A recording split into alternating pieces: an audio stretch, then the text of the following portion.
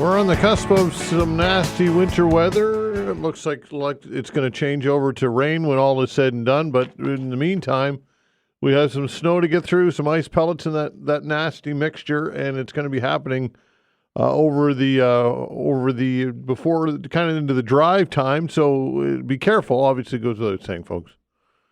Some typical winter weather on the way, and a lot of the storm could have been a lot worse because much of Canada and parts of the United States are really feeling it. Flights have been disrupted at Canada's largest airport as a massive winter storm dumped snow across parts of Ontario and Quebec. Toronto's eastern airport, or rather Pearson Airport, says it has been the heaviest snowfall of the season, and is warning travelers they may see the impacts of their flights. Environment Canada says the system could dump up to 40 centimeters of snow across provinces by this afternoon.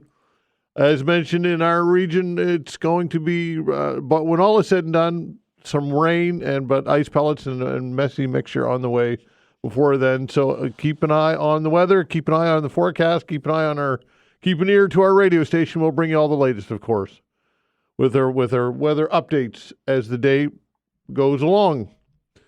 Vanessa is off today. Blake Priddle is on the other side of the glass today. So, again, be kind to Blake when you give us a call. We will open the phone lines between 11 and 12 today, and lots to talk about, as there is each and every day. And one of the things that we can talk about, I'll be having a chat with the Auditor General of the province, Kim Adair. And she's vowing to continue her fight to get more accountability for billions of government spending that isn't approved by the provincial legislature. In a new report, Kim Adair says spending outside the official budget process hit $7 billion over the last decade, including $1.4 billion in the last fiscal year.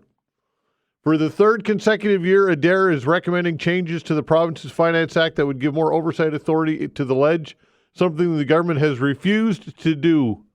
Adair points out that Nova Scotia is the only province that doesn't require extra spending to be vetted by the Ledge, adding that the federal government is also required to take its over-budget spending before Parliament. So it makes you wonder why we would be the only province in this country, and even the federal government doesn't have the ability to circumvent the rules, or the rules don't exist when it comes to overspending.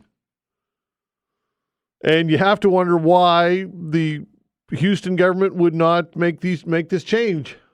You would think it would be if the Auditor General is recommending it and it's better for transparency, then why not? And I'll ask her as to speculate as to why she thinks that this has not happened, and there's not been a commitment to this point as of yet to make it happen. But other things in the report as well, including untendered contracts being awarded, single source contracts. Kim Adair will join us at about 10:45. We'll open the phone lines between 11 and 12. Something that I'll ask you to continue to discuss is the bump that the Liberals are enjoying as a result of Mark Carney. And we talked about this yesterday. If Mark Carney wins the Liberal leadership, according to a recent polling, the Leger poll, basically a dead heat between the Conservatives and the Liberals. And this is quite a change, considering that the Conservatives have enjoyed 20-plus point lead for the better part of 2 years now. So what has changed? Why? I asked you this yesterday, and I'll ask you again today, among other things. Why do you think Mark Carney has resonated with Canadians? And do you have concerns about Mark Carney? And perhaps Pierre Poilievre's messaging about axe attacks, why is that no longer cutting through, at least to the degree that it was? So again, some things that you can talk about, among other things. And of course, the 51st state conversation continues. Is this something that you're concerned about? Is this something to take seriously? Is Trump serious when he continues to say that he would like to see Canada become the 51st state? Is this just Trump being Trump? Is this part of his negotiation? Whatever it is, fear-mongering, who knows? Is it something that we should feel threatened by? And the tariff war and all the other things that goes along with what's happening south of the border. Again, lots and lots to get to. So thanks so much for tuning in and listening, everybody. We appreciate it very much. Joining us now for a chat is Sean Kirby, the Executive Director of the Mining Association of Nova Scotia. Sean, thanks for joining the show. We appreciate your time. Good morning, Todd. Thanks for having me on. All right, so first off, I want to ask you about this story. The Australian parent company of Atlantic Mining Nova Scotia is looking to divest itself of its operations in the province. St. Barbara says its subsidiary will continue with business as usual while the process is undertaken to transition ownership to a Canadian-listed company later this year. The company says there are no redundancies or layoffs resulting from the decision, and community support arrangements will also continue. The Nova Scotia mining assets include the 15-mile stream, Beaver Dam, and Cochrane Hill projects, as well as other assets. Thoughts in general on this? Yeah, I mean, it's really unfortunate in the sense that the company had tremendous plans to open up 3 additional gold mines over and above the Moose River gold mine that it operated from 2017 to 2023, the years during which it extracted. It employed 300 people, created another 900 spin-off jobs, generated another $100 million in economic spin-offs to local businesses. So a huge economic development success story for the province, and the company had 3 other gold mines lined up to open. Unfortunately, it's an example of Nova Scotia's permitting system for the mineral sector really not working properly. The company, unfortunately, has spent years in the permitting process, has never been able to get the provincial government to work with it on getting these projects approved and into production so that we can create hundreds of additional jobs and hundreds of millions in additional investment. And so, unfortunately, the company has made the decision that it's going to divest itself of its Nova Scotia assets. The economic opportunity is still there. We're hopeful that another company will come in and be able to get permitting approved for those mines and get them into production to create all those jobs for Nova Scotians. But St. Barbara found ultimately that it made more sense for it to step back and to let somebody else take that on. But again, we really need to do a better job in this province, as the Premier said, of taking the no out of Nova Scotia. And the permitting system with the provincial government, for our sector at least, is something that really requires a lot of work, because it just really doesn't have a culture of helping us take advantage of our tremendous economic opportunities in this province. It serves as an obstacle to job creation rather than something that helps facilitate it, while, of course, maintaining the highest environmental standards, which we fully support and embrace. But we, at the same time, need to protect the environment while also taking advantage of our economic opportunities. What other players, global players, might be interested in taking this over? Any speculation? I can't speculate about it. I mean, obviously, we're hopeful that another company will take it on and that they'll be able to make a success of it, because, again, the economic potential is there. We have amazing geology for gold. We've been a gold-producing jurisdiction for a century and a half, so we're very excited to see these projects actually get into production, because that's how we ultimately create the hundreds of jobs for Nova Scotians and the hundreds of millions in investments. So we really hope to see another company take it on. But really, this should not be necessary. At the end of the day, Nova Scotia's permitting system is not working properly. It's responsible for the fact that these projects are not already in production, because they should have all come online in the last few years. And that really is the root cause, I think, of St. Barbara's decision. Had the company been able to work, more productively with our provincial government, these mines would be in production today. The company would be employing hundreds and hundreds of people, and there'd be no need for them to divest themselves of their Nova Scotia operations. And so we really do need to have a rethink within the provincial government about how we're going to regulate our industry, absolutely to hold us to the highest environmental standards. We all agree that is absolutely essential. But at the same time, we need to embrace the economic opportunities that we have in this province. And I think really this is an example of what Premier Houston is referring to when he says we have to take the no out of Nova Scotia. We need to do a better job taking advantage of the tremendous opportunities we have in resource industries like mining and quarrying. And we applaud the things that he has been saying recently around that, but this is really a reminder that we have to get on with it. We have to change policies and the government culture so that we can, in fact, take advantage of our economic opportunities while also doing an absolutely excellent job taking care of the environment. All right, so St. Barbara, which had an impact here and has spent I don't know how much money in investment and knows the area well. If they don't see it as viable, what would the chances of another company coming in, starting from scratch, see it as being viable? Well, I think we, at this point, feel a lot of optimism around the fact that Premier Houston and the government are talking about the fact that we need to do a better job taking advantage of our natural economic opportunities.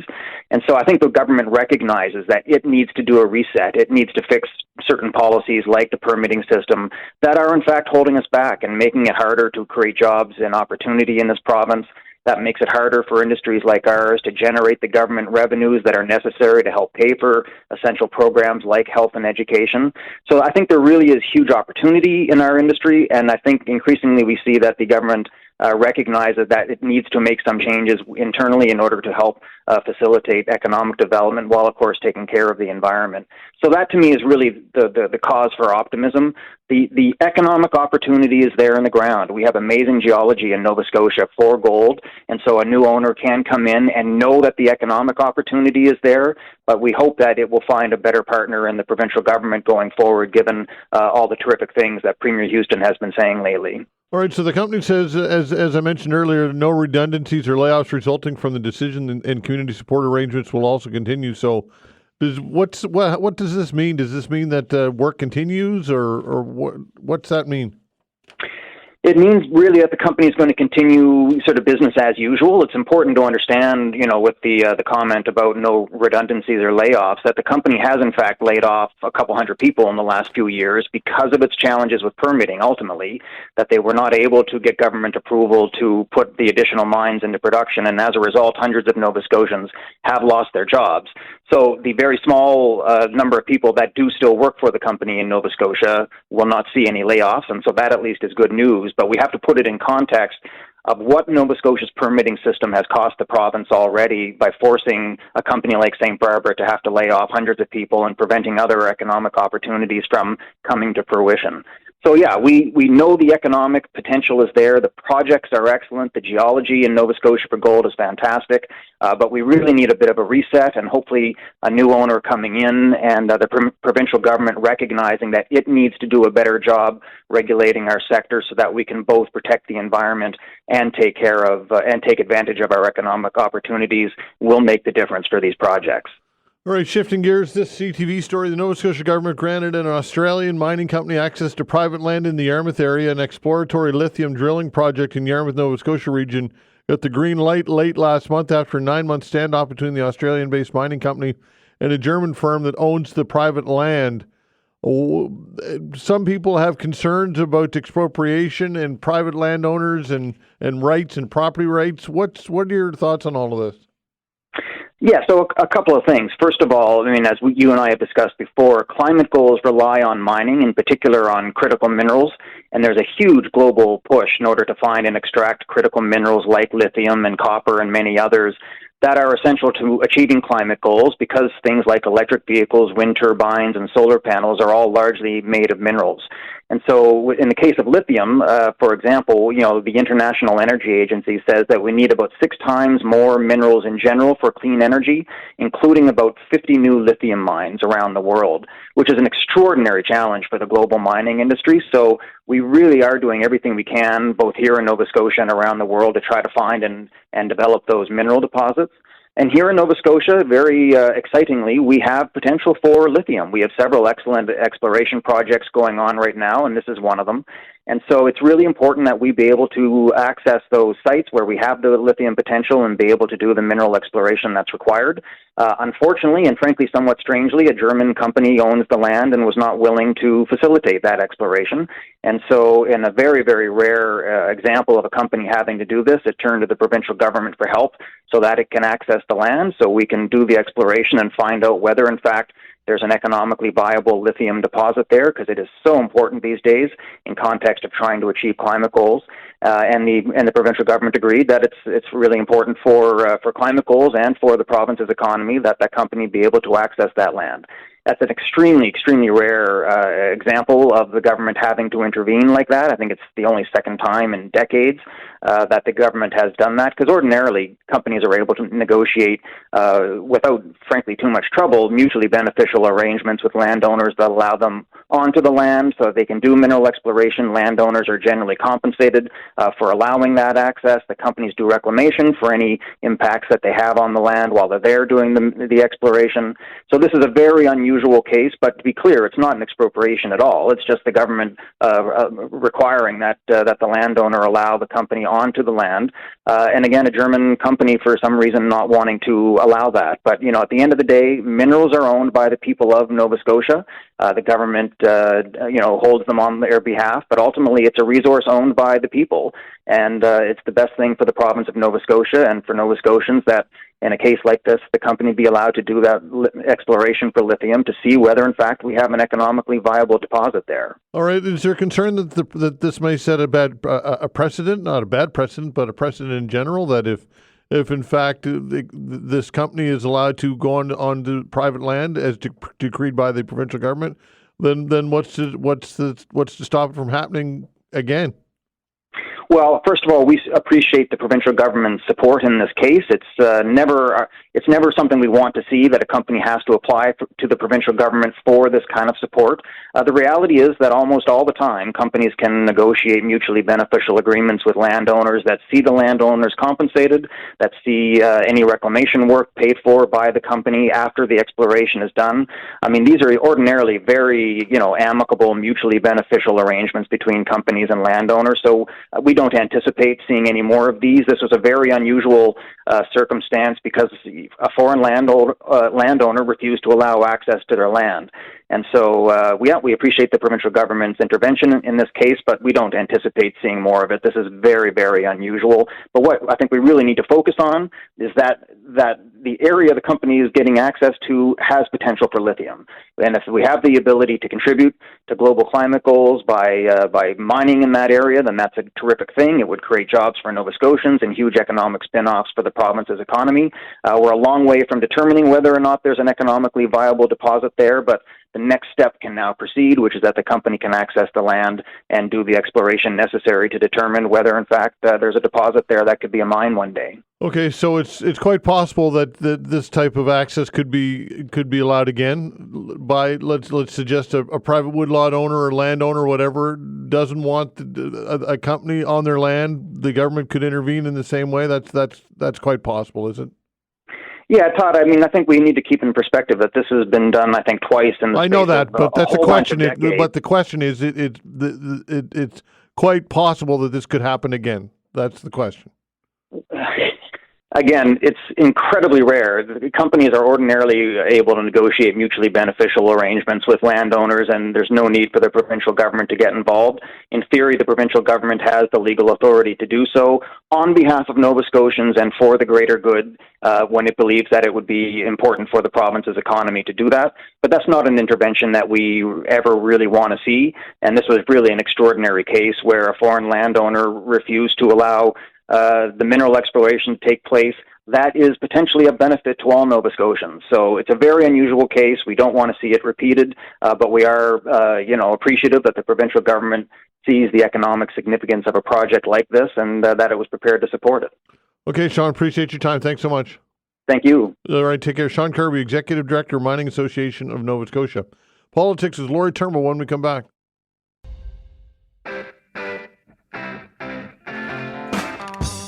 All right, joining us for a chat, Lori Turnbull, Dalhousie University political science professor. Lori, thanks for joining us as always. Anytime, Todd. Thanks for having me. All right, so let's, start here provincially. The ledge kicks off tomorrow, I do believe it is. And what are you expecting? What are you expecting from this first session of this supermajority Conservative government? Yeah, it's going to be interesting. Only two seats for the Liberals, and then the Conservatives have this huge majority, and then Claudia Chandler is going to be in the official opposition role. So we'll get a speech from the throne where we hear something about what the government wants to do in terms of its agenda. They'll pick a speaker before they do that. See what he's going to do. I mean, I'm interested in how things are going to go in terms of the effect of him having so many seats now, and whether there's going to be some changes to standing order rules, for example, that would make it harder for the opposition to play their role. But we'll wait and see for that kind of stuff. We're not going to learn that stuff on the first day. What are you expecting? Anything big out of this government or this session, or what are your thoughts? How bold might it be? I guess. Well, I mean, he's at this point, like Tim Houston had a majority the last time and was able to pretty well pursue his agenda without too much, getting in his way. Now it's even more. So I'm wondering, things like keeping some election promises, like even stuff like taking the bridge toll off, stuff like that. Like, when is he going to move on some of those things? He point out the HST, but also we're in this situation now with Trump. And of course, Houston's just getting back from Washington with the other premiers. And so I wonder how much we're going to hear about the Team Canada approach, how it affects Nova Scotia, how Nova Scotia's potential, what kind of effect the tariffs are going to have on our budget. That kind of stuff. All right, let's turn our sights to the federal scene. And obviously, the Liberals are enjoying a nice bump here, at least according to some recent polling done by Leger, suggesting that if Mark Carney is selected as the leader, then basically a dead heat between the Liberals and the Tories. Wow, what a turn of events, eh? Oh, I know. I mean, that wasn't that long ago that would have seemed impossible. That wouldn't have mattered who the Liberals got. Yeah. There was no resurrecting that. But I think, the things have changed a lot. The ballot question isn't going to be Trudeau anymore. It's going to be Canada and how to get through the next while, depending on what happens with Trump and our relationship with the U.S. If we have to be if we have to be more independent, we have to find new trading partners. We have to do things to fortify our own economy because we can't really trust the U.S. as a partner anymore. That's going to be a big shift, right? And so this isn't the carbon tax election anymore. So if Carney is appealing to people, this puts Poilievre in a spot where he's got to change his approach, because he can't just say Carney is Justin Trudeau 2.0 and expect to get away with that and that be a whole campaign. But I mean, it must be devastating because he was up massive amounts, right? The Conservatives were putting up 45 points, right? And now that's starting that looks like it's evaporating. So why can't they continue to frame Carney as carbon tax Carney, and because he's been vocal and on the record as being supportive of carbon tax, and he is not, and he says that the carbon tax would shift from consumer-facing carbon tax to big industry, which there's an argument to be made there that could end up just costing people more money down the road anyway, as consumers have to pay for all of this and the trickle-down impact of these costs. So why can't that still be an effective argument for the Conservatives? Well, I think Carney is still able to pivot away from the carbon tax as we know it now. I totally agree with you that he's still going to have a corporate version of the carbon tax, and if he does that, there's a chance of it being trickled down and passed on to the consumer anyway. So really, it's no different. Right. But the carbon tax, as people have come to know it now, he's not going to keep that going. And if he's given the opportunity to be prime minister and to actually form a government and do something, he's not going to do that. And so I think the Liberals have always had a really hard time with the communications around this, trying to explain, why are you taxing us and then giving the money back in the form of a rebate? Why don't you just not tax at all? Then you wouldn't have to do the rebate. And that whole kind of argument, I think, never really settled with people. And so if Carney gets away from that, I don't think it's going to be a very effective strategy for Poilievre to keep saying, axe the tax, when he's already done that. And I think more broadly, those slogans were directed at Trudeau. Right.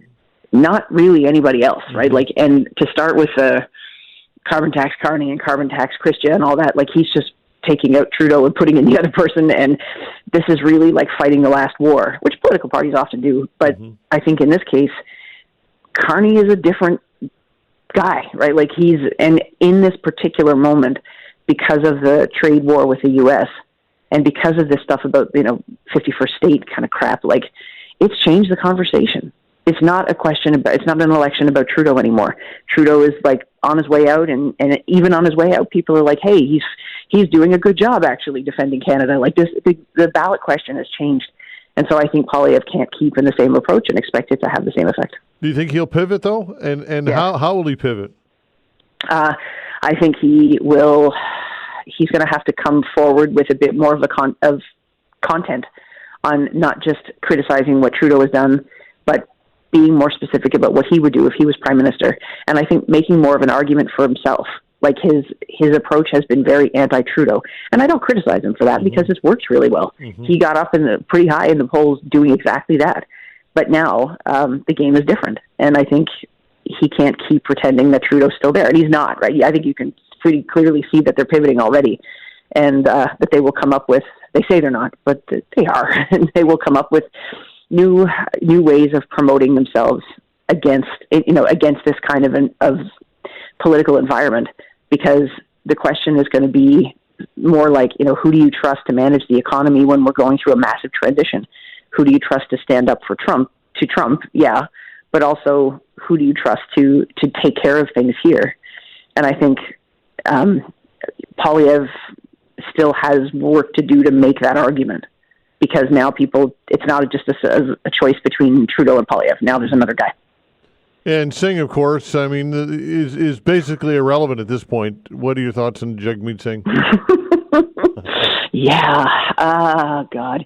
Like, I don't know. I think, I feel like I'm kind of a broken record on this one, but I think he's, ever since the supply and confidence agreement, that was a bad idea for the NDP.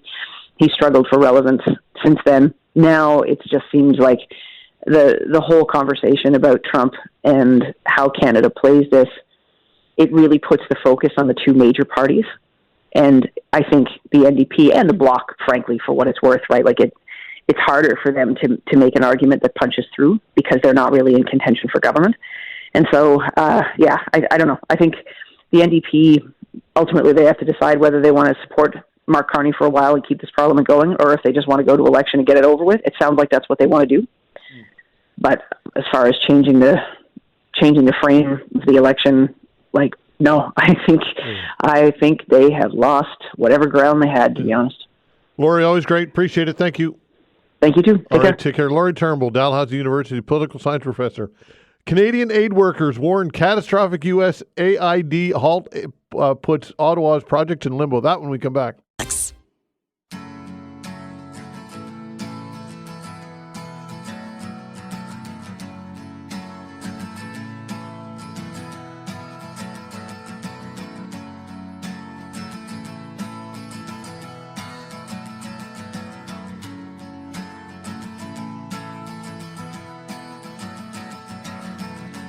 Canada's aid sector is bracing for cataclysmic suffering worldwide and is asking Ottawa to help fill the gaps as Washington winds down the U.S. Agency for International Development.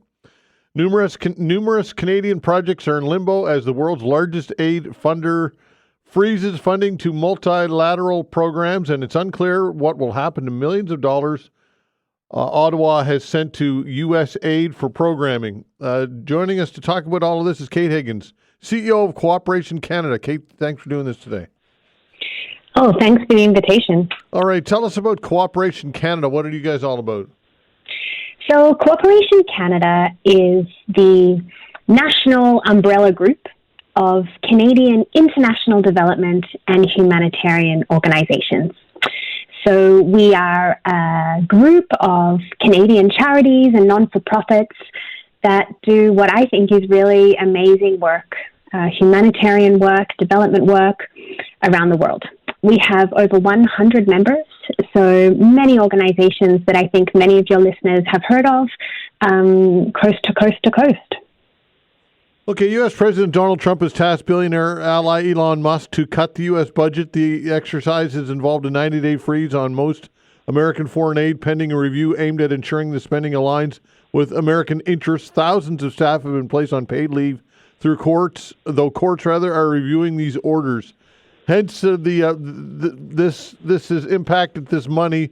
Tell us how intertwined or interwoven projects are internationally, Canadians and Americans, and why this is impacting Canadian money and Canadian projects. Well, first, I think it's really important to just be super clear that these cuts are really having catastrophic consequences on millions of people's lives around the world. So food crises are worsening, health services are vanishing, entire communities are being left without protection because of the way that these cuts have been rolled out in a very abrupt, very immediate way. So the impact on the ground is really, really significant and considerable, and it's really important that we center that impact on people's lives. That's absolutely essential. In terms of what that means for Canadian projects and Canadian organizations, we're monitoring that really, really carefully. But what's important to understand is that US funding of the global humanitarian system is really significant. So it's about around 40% of funding for the global system that delivers humanitarian assistance, development assistance around the world. So when you take that 40% out, it leaves a huge hole, a huge gap in the infrastructure of the system to be able to deliver. So that's what we're monitoring very, very carefully. What does that mean for Canadian projects? What does that mean for Canadian organizations? And really importantly, and most importantly, what does that mean for the partners of these projects on the ground who may be reliant on US funding? All right, so there's been concern here that there's been what's been described as waste at the USAID. Do you agree with that, or do you feel those reports are exaggerated, or what are your thoughts on what we're hearing out of the findings out of this organization? I do not think that it's fair to say that international assistance is wasteful. That is absolutely not the case. Canadian, in the context of Canada, Canadian projects are very closely monitored, very closely regulated at the government level, but also by Parliament through something that is called the Overseas Development Assistance Accountability Act. So there are many checks and balances on Canadian funding and the work that Canada does. Now, so I think that's really important for Canadians to understand and for Canadians to know in the context of Canada. In the context of USAID, I do not agree with comments that USAID funding is wasteful. Sure, there are always improvements and things that we can do better. Regardless of whether it's government-funded work, it's a business, it's a university, it's an enterprise, we're always looking to and striving to find efficiencies and ways that we can do things better. And I'm very happy to have conversations with anyone around ways that we could make some of our work more efficient. But claims that aid is wasteful, I absolutely disagree with. And of course, one fell swoop just coming in and shutting the entire operation down, and of course that's been challenged in court in the United States. But just the way in which Elon Musk has conducted this, almost like a witch hunt of sorts, it's disconcerting to say the least. I absolutely think it's disconcerting. I think it's shocking to come in and do something that is so immediate, so quick. So misinformed, and particularly when it is having such a big impact on the world. Like I said, food crises are worsening. Kids are going to go hungry as a result of this. Essential health services in really, really dangerous and challenging contexts, the lifelines that they provide to people are not going to be there. So I absolutely think it's disconcerting. I think it's shocking. And I think as Canadians, we really need to kind of take a step back and think about what sort of country we want to be and ensure that something like that would never, ever happen here. And we hear about individual specific details of certain spending, and which do make you kind of question, why would spending be done in that way? It appears to be wasteful. But to your point, when you've got such a large corporation and millions of dollars in aid, if not more, you're going to have circumstances like that. You're going to have instances like that, examples like that. But to set them apart and to suggest that that's a reflection as to how all of this spending is done is, I think, an unfair description or categorization of the organization. That's just my take. What's yours? Well, I agree with your take, and I really appreciate the way you've shared those reflections. I think it is unfair. I think it's also grossly inaccurate, and it's okay to call a spade on that. Like I said, I am always very happy, and we work very hard at Cooperation Canada. We work very hard with our members to ensure that our work and the work that our members do all around the world is efficient, is impactful, and is getting the very most out of every dollar. Now, any big institution, any big business, any big organization, there are always efficiencies that you can find. There are always ways that you can innovate. There are always ways you can do things better. And your listeners who are business owners, entrepreneurs, public servants, I'm sure they can think of many things that they could improve and things that could become more efficient in the work that they do. But to say that kind of all of that work is wasteful is extremely dangerous. So I think absolutely there are small efficiencies that we can find, but to say that represents all of the work on international assistance is grossly inaccurate. And we as Canada and Canadians should be extremely proud of the amazing work that Canadian aid supports around the world. And I sincerely hope that Canadians are proud of that. We understand that, as we look south of the border, as we look at these potential tariffs, as we look at the economic insecurity that Canadians are facing, that is a real concern, and that should be a primary concern of our government. But we also think we need to look beyond that, and we need to look beyond just that economic relationship with the US and ensure that we're engaging across the world as Canada. There are many opportunities for us to do that, and we think it's the right thing to do, but we also think it's very, very strategic in this increasingly complex and unstable world for Canada to be finding ways to forge really important relationships and partnerships across the globe.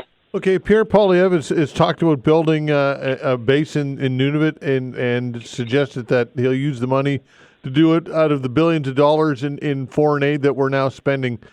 What are your thoughts on the Conservatives' approach and their ideology concerning foreign aid? Well, we speak to many different political parties, politicians. That's an important part of my work. That's an important part of the work that Cooperation Canada does. And our message, as I said, to all political parties, to all political leaders, is that it's in Canada's interest to continue to be a key player in international assistance. And there's a few reasons for that. As I said, one, it's humanitarian. I think it does align with our values as a country of compassion, of generosity, and of responding to devastating humanitarian crises around the world. But beyond that, it's really important for our own stability and economic prosperity. The programs and projects that international assistance support, it reduces conditions for extremism, for example. It can help build institutions. It can help build markets and economic opportunities that Canadian businesses are really hungry for. So I think it's really important that we continue to make that message loud and clear. Canadians should be really proud of the work that Canadian aid does around the world, but Canadians should also understand and appreciate that it has deep strategic value for us as a country. Kate, I appreciate your time. Thanks for doing this, and let's talk again. Take care. Have a good day. All right, you Thanks as well. so much. All right, Kate Higgins, CEO, Cooperation Canada. Nova Scotia Auditor General calls out billions of dollars in spending outside the budget process.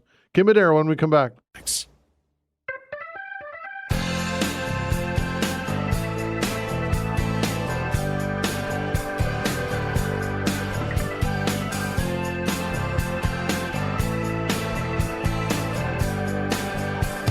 Nova Scotia's Auditor General is vowing to continue her fight to get more accountability for billions of dollars in government spending that isn't approved by the provincial legislature. Kim Adair joins us to talk about all of this. Kim, thanks for doing this today. Hi, good morning. All right, so let's talk about some of the findings in your most recent report. Sure. So earlier this week, we tabled our annual, we call it our financial update report. We normally table it in December each year. It was a bit later because of the the fall election and the new Public Accounts Committee getting up and running. There's 2 chapters of lots of information in there. Essentially, it's focusing on the year that ended 31 March 2024, so it is a bit dated because we're almost coming up on the end of another fiscal year. The positives, of course, are that the province received a clean audit opinion on the financial statements for the 24th year in a row. They ended the year with a small surplus of $142 million on roughly a $16 billion annual spend. So that's some of the high numbers. But in this report, we highlight, in addition to that, a number of concerns that have come to our attention as we've been doing our work. And the main one, as you mentioned, is the issue around appropriations for, we call it over budget spending. So it's spending above and beyond the original budget that doesn't go through the legislature for approval. Mm-hmm. And last year it was roughly $1.4 billion, and that's a lot of money that doesn't go through the regular process or the typical process. Now, I should point out that it is in accordance with the Finance Act in Nova Scotia, mm-hmm. but that's my issue. We've looked at all the other jurisdictions across Canada and the federal government, and they pretty much all require that all spending goes through the legislature for approval. And Nova Scotia is unique. So this is the 3rd year in a row that I've made this recommendation, and how's that for a start? Yeah, so it makes you speculate as to why the government would not want to do this, right? Yes, and I guess I can't answer that question, but what this does is inform Nova Scotians how there is a concern of my office.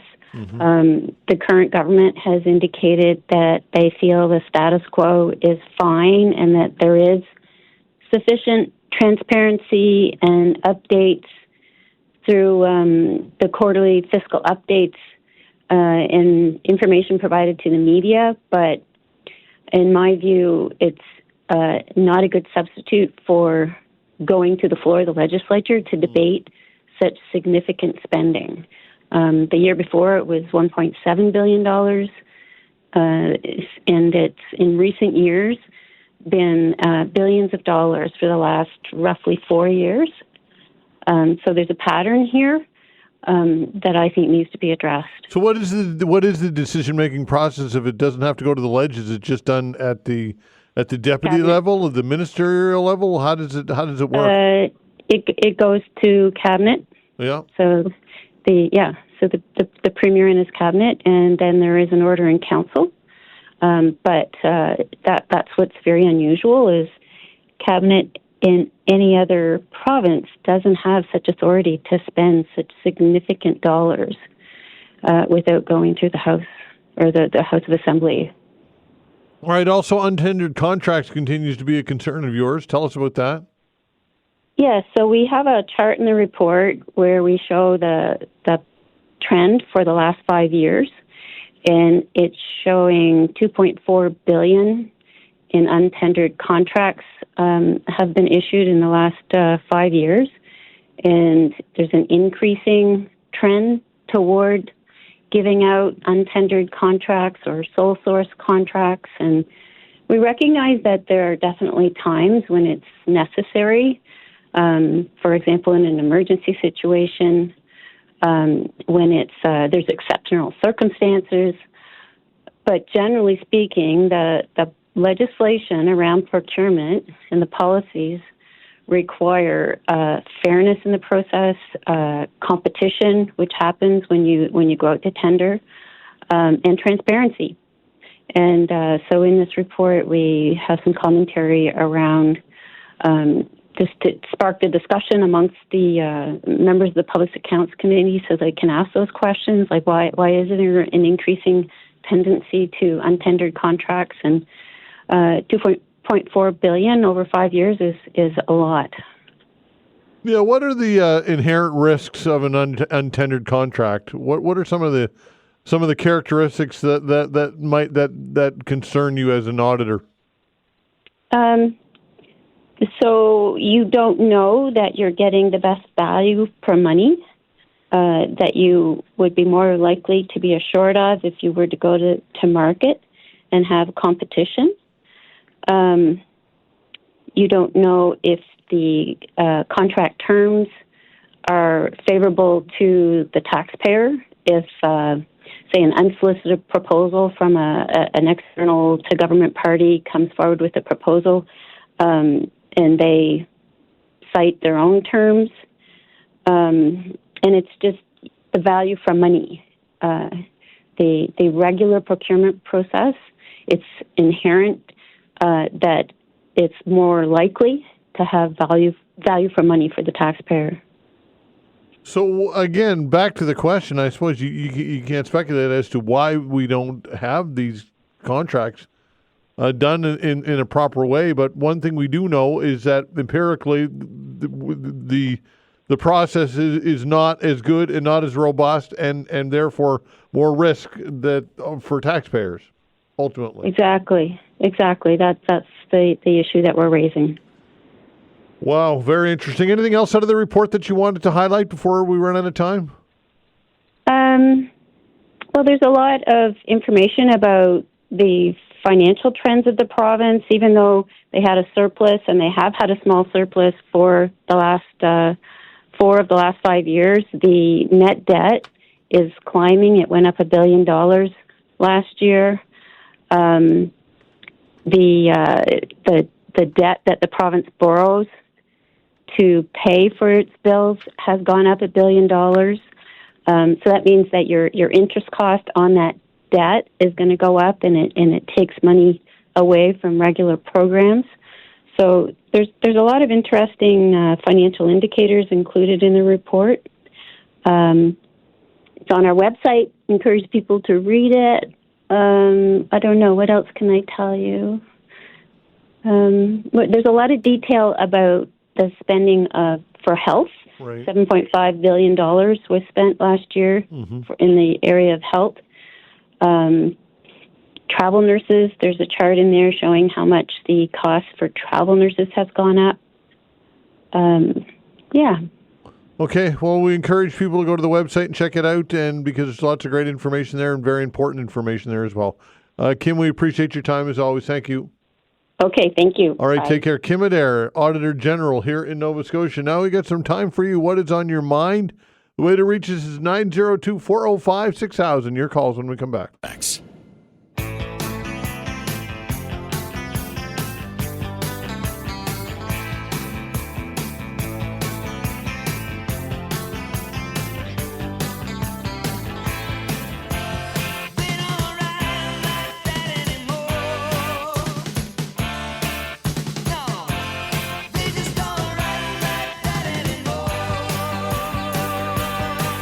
All right, taking your calls. The way to reach us, 902-405-6000. Give us a call. Again, 902-405-6000. Earlier in the show, I chatted with Sean Kirby.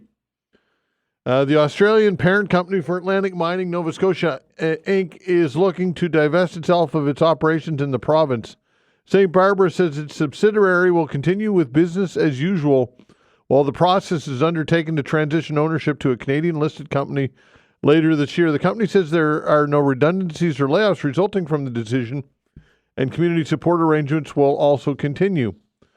So anyway, I was chatting, like I said, with Sean Kirby and with the Mining Association, and we had an interesting chat. And look, he feels as though this is another example of a lost opportunity and perhaps an over-regulated industry. And an example again where as the Premier says, no, we put the no in Nova Scotia. That is a term that the Premier has recently used in describing our policy when it comes to natural resources and natural resources extraction. So one of the questions I'll ask you is, should Nova Scotia allow for more mining, natural resource extraction, uranium, natural gas, offshore oil drilling. Is the Premier right, and is Sean Kirby right? Is it time to take the no out of Nova Scotia? As a small province heavily relying on federal transfers, is it a risk we have to take, or should we continue to focus on green projects, wind, solar, etc., and not move forward with some of these other natural resource projects? 902-405-6000. Also, chatting with Sean Kirby about this story that I referenced off the CTV website. The Nova Scotia government granted an Australian mining company access to private land in the Yarmouth area. An exploratory lithium drilling project in Yarmouth region got the green light late last month after a 9-month standoff between an Australian-based mining company and a German firm that owns the private land. So basically, the Coles Notes version of it is that this company feels as though that there's lithium in this area that is owned again by this German firm, owns its private land, and the government intervened, and the German company didn't want them on their land, didn't want this Australian mining company on the land, said no. And the government intervened in what Sean Kirby says is a very rare circumstance and granted them access to the land. Do you have concerns that this sets a precedent going down the road for other examples like this? What are your thoughts on that? 902-405-6000. Again, 902-405-6000. You can get into that or anything else you'd like to talk about. Of course, what's going on in Ottawa and our federal politics. Defense Minister Bill Blair said said yesterday that U.S. President Donald Trump's talk of turning Canada into the 51st state is not a real threat. Well, the Prime Minister said again there isn't a snowball's chance in hell of that happening. The two were in Brussels to meet with NATO and European allies and members of Ukraine's defense contact group. They had a breakfast meeting with NATO Secretary General on Wednesday morning. So another question that I will ask you to look at is Trump serious about Canada becoming the 51st state? Is this something that you think he actually means legitimately? And my opinion is that we have to take him at his word, and I think that he does mean it. I think he has his sights set on Canada for a lot of reasons. Otherwise, why would he keep saying it? Do you feel threatened in some way by the U.S. and national, and do you feel as though that national unity and pride is essential at this time? Also, and then we'll go to the phones. We talked about this yesterday. A new poll suggests that if Mark Carney wins the Liberal leadership race, he would erase the massive lead the Conservatives have enjoyed for the past year and a half. A Leger survey suggests a Carney-led party would boost Liberal support by 6 points to 37%, putting them in a dead heat with the Tories. So what is going on? Why is Mark Carney resonating with Canadians? Why do you think Canadians like this guy? Because it appears as though, and of course not everybody does, but according to this polling, the numbers are indicating that enough do that the Liberals have closed the gap. What is going on there? 902-405-6000. That or whatever else you want to get into. Paulette, hello. Hi. First of all, I'd like to say I really like your show. I heard it about, a month ago when I went out and bought a radio. Oh, there you go. Thank you. Yeah. Anyway, I'll tell you what, I think Mark Carney had said it. I'm not sure that we should be protecting our northern borders, and I really agree with that. We really should. And I think Trump means it. He wants us to be the 51st state. He's after what we got. He switches around so much, it's hard to keep up with him. I thought I heard him say something yesterday on the news, something about, he said about Greenland, but I thought he said something about our shipping. Now, I'm not sure, but I thought I heard him saying something about our shipping, that he wouldn't put up with that, but I'm not positive on that. Mm-hmm. And also, I think we got to somehow, as Canadians, I think a lot of Canadians, well, maybe not, but I know me, I just went from day to day, living my life, and not really paying much attention to anything except live my life. Mm-hmm. And now this hit us like a brick, him getting in, which surprised, I think, a lot of Canadians. But we should have learned the last time he was in, he did a lot of things to, like saying things like turf with Canada and that. And I think from now on, I think Canada better get its acting gear and start seeing what we have around. And like you said, you just said a minute ago about drilling and stuff. And I really think we have to come self-sufficient, because this man, I don't know. I think I heard he was going to go for that he could get in again after his 4 years. And I thought the last time, I'm not sure, he said he didn't want any more elections. So I think this is somebody we have to really worry about as Canadians, and he does want us. He does. I have no doubt about that. So I agree with you. I believe you had said there that he thought he has said it. He's said it numerous times now. If it were one-off, it would be one thing, but he said it repeatedly, and I think we have to take him at his word. Why would we not take him at his word? He said that, and he sells it as, look, Canadians would be much better off. You'd have a lower tax rate, much lower taxes, good defense, good military defense, and he espouses the virtues of being American. And I don't agree with that. No, and a lot of people don't, obviously, and hence the national unity. And there's a call to resist this, and I think there should be Paulette. So you feel he's serious then? Oh, definitely, without a doubt. And I think what he's doing, he's hopping around so much trying to confuse us Canadians. Yeah. I really do. And like now he's in friends with Putin, right? Yeah. And he's trying to get it settled between Ukraine and them, that there's no more wars and stuff. I think he's frustrating the American people too. And I think it said on radio this morning their inflation went up. And we're still holding, I think, pretty strong. I think we got to take him really serious. I think actually, Todd, myself, I think he's using Canada and Mexico to scare the rest of the world. I really do. Yeah. I think possibly. Yeah. Anyway. Okay, Paulette, thanks for the call. Thank you, Todd. All right, take care. All right, take care. 902-405-6000. And yeah, that could be part of the whole game, right? Play tough ball, play hard ball with Canada and Mexico. And set the guardrails as to how you're going to conduct yourself internationally with the rest of the world. That's a possibility for sure. 902-405-6000. We'll continue with your calls when we come back.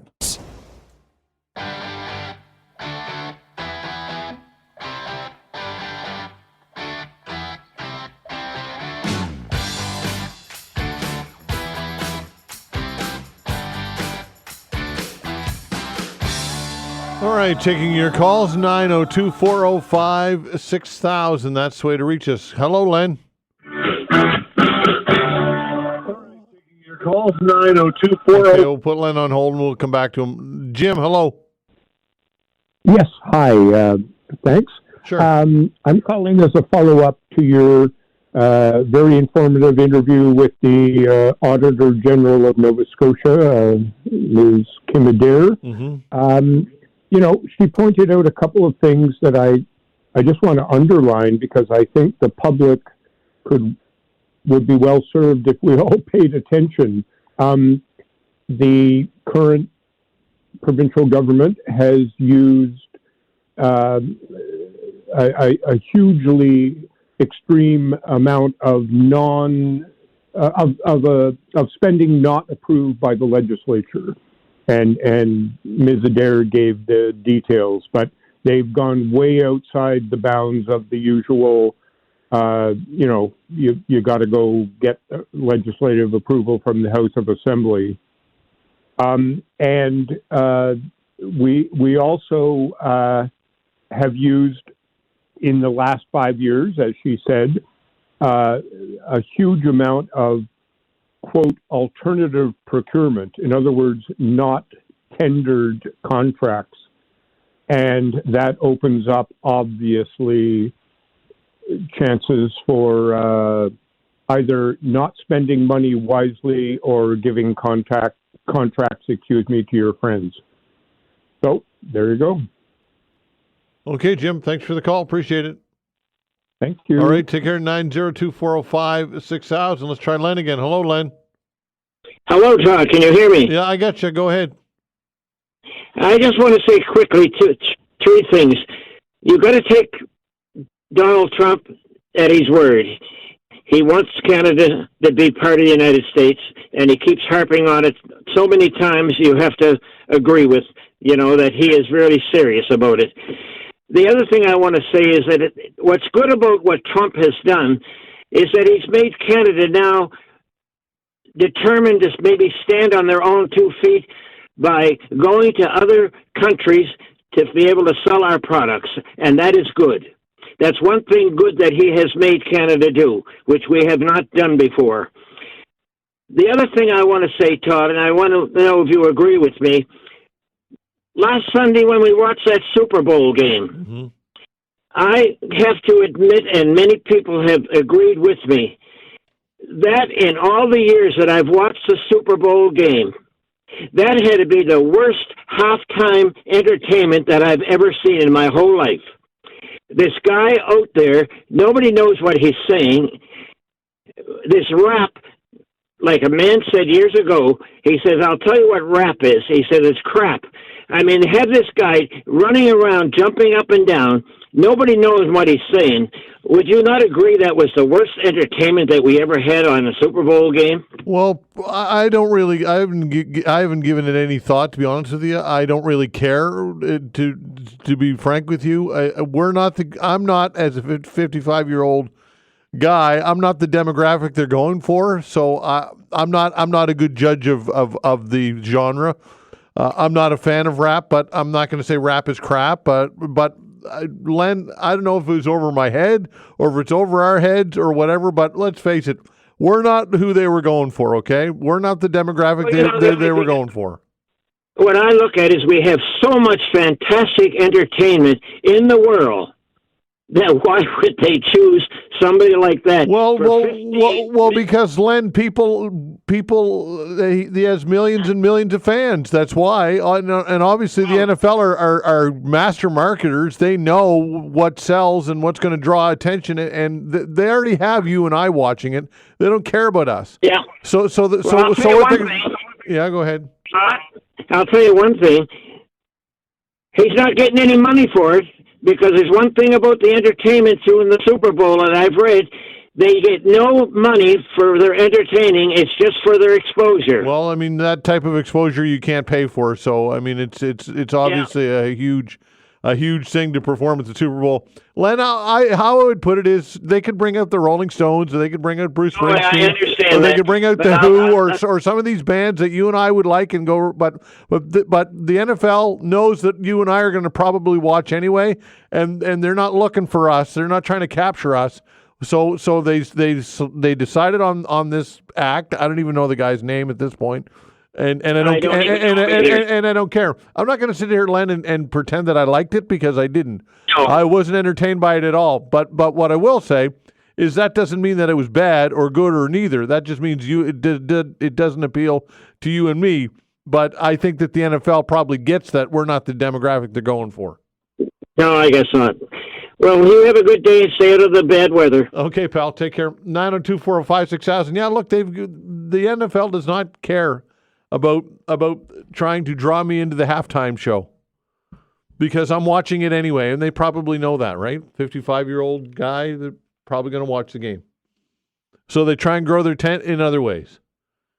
I'm not a fan of that genre at all. It doesn't appeal to me. It's too artistic. It's too whatever. I don't know how will you describe it, but it's just not my thing. I'm not going to say it was crap.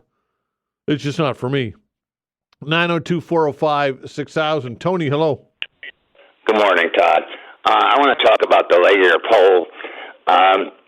You and Rob Snow have been pushing this poll pretty strong over the last couple days, and I decided to do a little research, and this morning I went across the country, and the most interesting thing I found was in the Edmonton Journal. The Edmonton Journal says that Laguerre says Carney's registered 68% support amongst Liberal voters, and that's very important. And here's why. The online poll, these are the parameters that were given, reached 1,590 adults between February the 7th and February the 10th. the polling industry's professional body, the Canadian Research Insight Council, says online surveys cannot be assigned a margin of error because they do not randomly sample the population. So I ask you, what is your basis for finding this so enticing, 37, when 1,590 people, all of which may have been Democrats, or Democrats, liberals, yeah. and past that, we don't know. I think this poll has to be taken somewhat marginally useful, in my opinion. I mean, I'm not saying which one I like. I don't care. I'm not involved in anymore in this political issue here in Canada.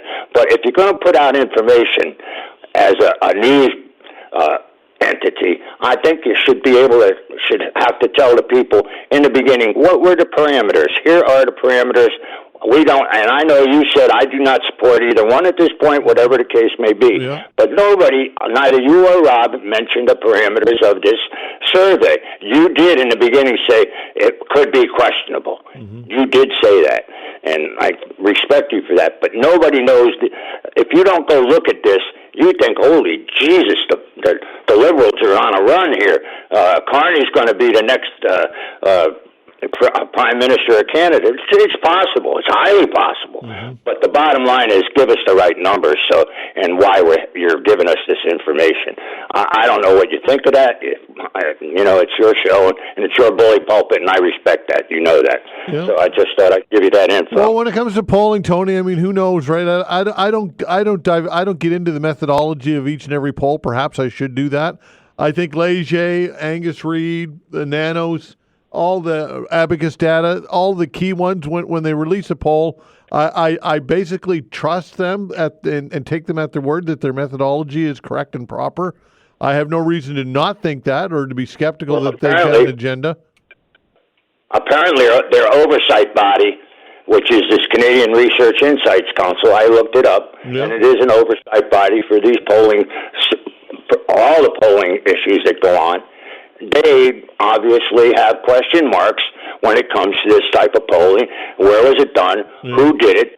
Who did you ask? So, I mean, you got to question that. You just have to.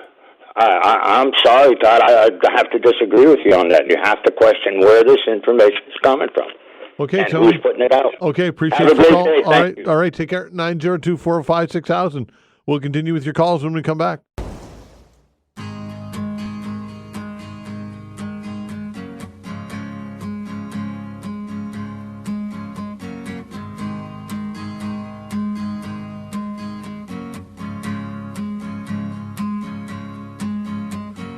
All right, continuing with your calls, 902-405-6000. Again, 902-405-6000. David, hello.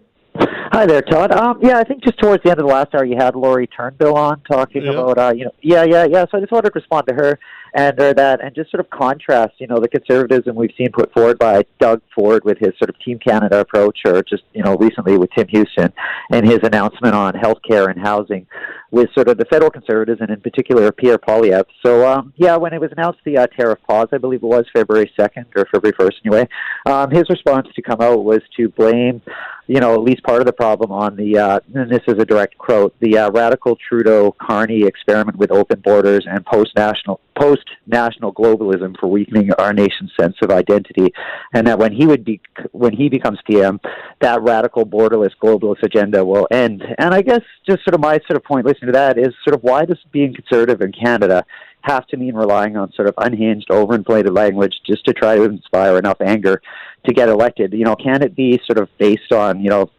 real world facts and legitimate sort of policy debate, so that there actually is an option at the polls? And I guess sort of, my final thing would just be like, if you're going to lose an election, because people don't accept you, lose honorably, you know what I mean? Don't sort of like lose by sort of trying to, all this sort of language and stuff that I've discussed and then going down, get out there, have your policies, have your facts and stuff like that. And if people don't accept it, well, they don't accept it. But, at least you tried. Well, I think at one point, David, that was the case, that conservative, center-right conservatism resonated, and it didn't rely on shock factor, if you will, but yeah, things have changed, and it's become increasingly difficult to get your message out there and to garner attention, and unfortunately, shock and awe sells. And that's where we've arrived politically, right? And Donald Trump's got a part to do with all of this. Yeah, I suppose. And I mean, I guess, I hope somehow we can just turn it around and calmer heads will prevail, and sort of people watching this will be like, you know what, that's just not the way I want David, to do it. I don't think that's going to happen, though, because I think we're so hooked on entertainment, and I've said this before, that politics has become a form of entertainment, unfortunately, and people want to be entertained. Yeah, no, and I honestly, I would find it hard to disagree with you, because I mean, the Liberals in many ways are let's just say, as guilty of that as well too. And I guess maybe the only thing I think that I would say is it was sort of a decision to fight fire with fire. There used to be a sense like, no, we're not getting down in the gutter and we're going to stand back and stuff. And then Trudeau seemed to want to embrace that. Well, no, you hit me, I'm going to hit you back with sort of the same insults. Yep, and sure. He hurls plenty of stuff at Poilievre over the pandemic and stuff like that, and sort of the language, which, I think you've pointed on the show, definitely was a mistake. And looking back, and I mean, at the time, I wish I would admit some of that stuff wouldn't have resonated with me. There's plenty to be frustrated about and angry about during the pandemic, but sort of looking back in perspective, be like, that wasn't the way to act, and that's not the way for a prime minister to act. So, I mean, yeah, he's just as guilty as well, too. But, yeah, I don't know. I mean, does that just mean we're on a, it's a topic we've debated in science fiction, what is it, Jules Verne and the Time Machine or something, that, is humanity's trajectory always down, and it's just the inevitable progression is for us to get meaner and nastier until we sort of transform into creatures that we no longer kind of recognize. And I mean, I guess, but I suppose too, I was raised by my English grandparents in the other World War II generation, and what came out of that was a sense of unity and collectivism and just sort of a desire to be decent and separate yourselves from the things of the past that led to that sort of terrible cataclysm. So I guess the thing is, can we sort of become better people without terrible events first to sort of force us to become that? Can we sort of rationally sort of think our way through these problems? But yeah, I don't know. It's a tough situation. Okay, thanks, David. Good thoughts. Yeah, good comments. Thanks, Take care. All right. I think people are drawn to controversy, and controversy is entertaining, folks. That's just that's human nature. I think people they like spice. People like controversy, and people want to be entertained. And they expect to be entertained, and I've said this many times before, and I'll repeat it again. Donald Trump understands that. That's one of the things that he understood better than any politician ever, is if you can entertain people, you can win people over. 902-405-6000. James, hello. Good morning, Todd. How you doing, Jim? Not too bad. Yourself? Well, okay. God bless Canada. What do you say? Yes, absolutely. Listen, a good topic there in relation to Mr. Carney. I think people that, I understand their interest, but unless you're a member of the party now, you're going to be the ones that are going to put him in his seat. I think he's going to win it hands down for the leadership, and then I think, of course, he's going to be our next prime minister for a short while anyway. So I think those of us that are voting for the member of the Liberal Party that are Liberals right now because of this idiot down there in the States, we'll be the ones that will decide who will be the next prime minister for a while, and then you have the major vote. So I think the polls are, polls are polls, but I think everybody that's reasonable is thinking that he's the guy for what we need now. And the only analogy I can give I was just swimming with a guy today that was in the States and everything else, and he couldn't understand why Canadians are so upset and so, he didn't use the word panicky, but I guess he used the word a little bit concerned about nothing. Anyway, we had a good argument, not a bad fellow. But I give the analogy that we're on the football field and we're playing a team that's much stronger than us, but we have a coach that's got a game plan, he's got a good plan, he's well qualified, he's got all the qualifications to maybe win this game because he does have a game plan. And then you got Poilievre up in the stands. We need good fans, but all he's doing in the stands is yelling and screaming at the water boy, the referee, the linesman, everybody else that's causing the problem except the problem itself. So he's a good attack dog. He's a good fan when it comes to mouthing off about Canada not being great, and he was going to make Canada great again. We were always great, Todd, and we're just showing it now. Matter of fact, if it wasn't for the storm, I was going to go out and buy a new flag and put it on my house. I hope a lot of your listeners do that. What do you think about that? Well, sure. Yeah, I think that Poilievre is definitely got its challenges because, like you said, he's been the attack dog, and we don't know that. I don't know that that's what Canadians are. I don't know that that's what we need right now as a leader, or when it comes to dealing with Donald Trump in the world stage. I don't know that that's going to work. It's not just Trump, Todd. It's Canadians are feeling it too. We are feeling the pressures of the economy, no question about it. Yeah. But when you really sit back in your chair and just sit down for a second and think about who is the best qualified now to deal internationally with our allies, because I no longer consider the I'm just an average Joe. I no longer consider the Americans my ally or friends, for that matter, at the present time, because they're not showing that they are.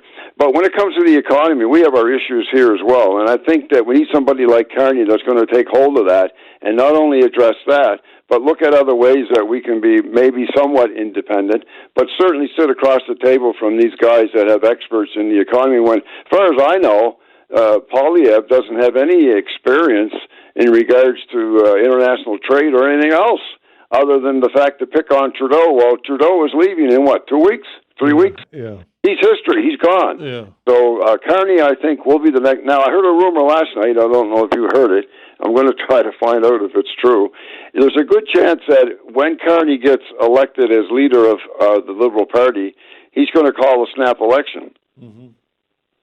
He's not going to be voted down, right, for non-confidence. Now that's a possibility, but I'd say that I'd got out of the party for a few years, but certainly Trump and the Americans have brought me back in, and I think Carney is the guy, just based on his credentials, and he's going to bring us through this. I think he's a much quieter, resolved type individual rather than the attack dog that's got nothing to say. He's got nobody now because Trudeau's leaving. So I'll leave that with you, and I'll go buy my flag before that storm starts. Jim. Okay, take care, pal. Appreciate your comments. 902-405-6000. Look, I don't know if it's as much of a Mark Carney thing as it is people are just so happy to see Justin Trudeau on the way out the door. Justin Trudeau was extremely unpopular, and I think that Liberals and people who are inclined to support the Liberals exhale and say, now we can finally vote for somebody, or we can have somebody and who's not Justin Trudeau. And Chrystia Freeland, I mean, look, it's just I'm surprised she's still in the race, to be honest with you. But Mark Carney, look, the Conservatives will try and position him and try and frame him as being just another liberal, another elite liberal. That's going to be the attack. You know it. Carbon tax Carney. It's already there. And look, there's some legitimacy to that, I suppose. He was their advisor, their economic advisor, close connections with Trudeau and the Liberal Party, the World Economic Forum and carbon pricing and all of that. It's all there. But also what Mark Carney brings to the table, of course, is that pedigree that he has as the governor of Bank of Canada and the Bank of England. And he's got that gravitas that people feel that it represents strength on the world stage, and that's what they're looking for right now, is somebody who can guide us through troubled economic times and international times. And is that Pierre Poilievre, who really hasn't done much more over the last number of years other than simply just endlessly attack Justin Trudeau?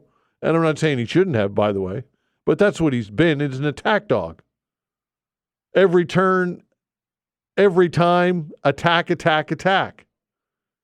And I don't think Canadians look at Pierre Poilievre as a statesman, to use that term. 902-405-6000. I could be dead wrong. Maybe people see him as somebody who's got a lot of capability to be a global leader. I don't know. But I think Mark Carney they see Mark Carney as already having that pedigree because of the jobs that he's done and the responsibilities that he's had. Gus, hello. Hi, Gus. Yes, hello. Hi, how are you? Well, you? Very good, thank you. Yeah, I just wanted to speak a little bit where your previous caller was talking about it as well. I think many people didn't like Justin Trudeau, JT, and now that he's gone, people see the Liberals as a viable option again. And PP, Poilievre there, he, didn't have anything to say. And a lot of the stuff that he did have to say was Trump-ish and sort of looked up to how Trump was, I would say. And now people, I think, see that in PP, that he's just going to be bad news, the way Trump is bad news. Well, I think that there are people out there who would associate him with Trump. I would agree with that. And the fact that Trump is now becoming increasingly unpopular here in Canada because of his attack on this country, his financial attack on this country, and other policies of expansionism, talking about Greenland and Panama Canal, and dismantling parts of the of departments in the United States in which distribute foreign aid. So yeah, I think people are associate Pierre Poilievre as being kind of like Donald Trump, and as Donald Trump's popularity or lack thereof decreases in this country, I think that's eroding some of people's ability to want to support Pierre Poilievre. I think Trump is hurting Poilievre. I agree with that. Yeah, PP was riding his coattails, and it's not going well for him. Yeah, okay, thanks for the call. Take care.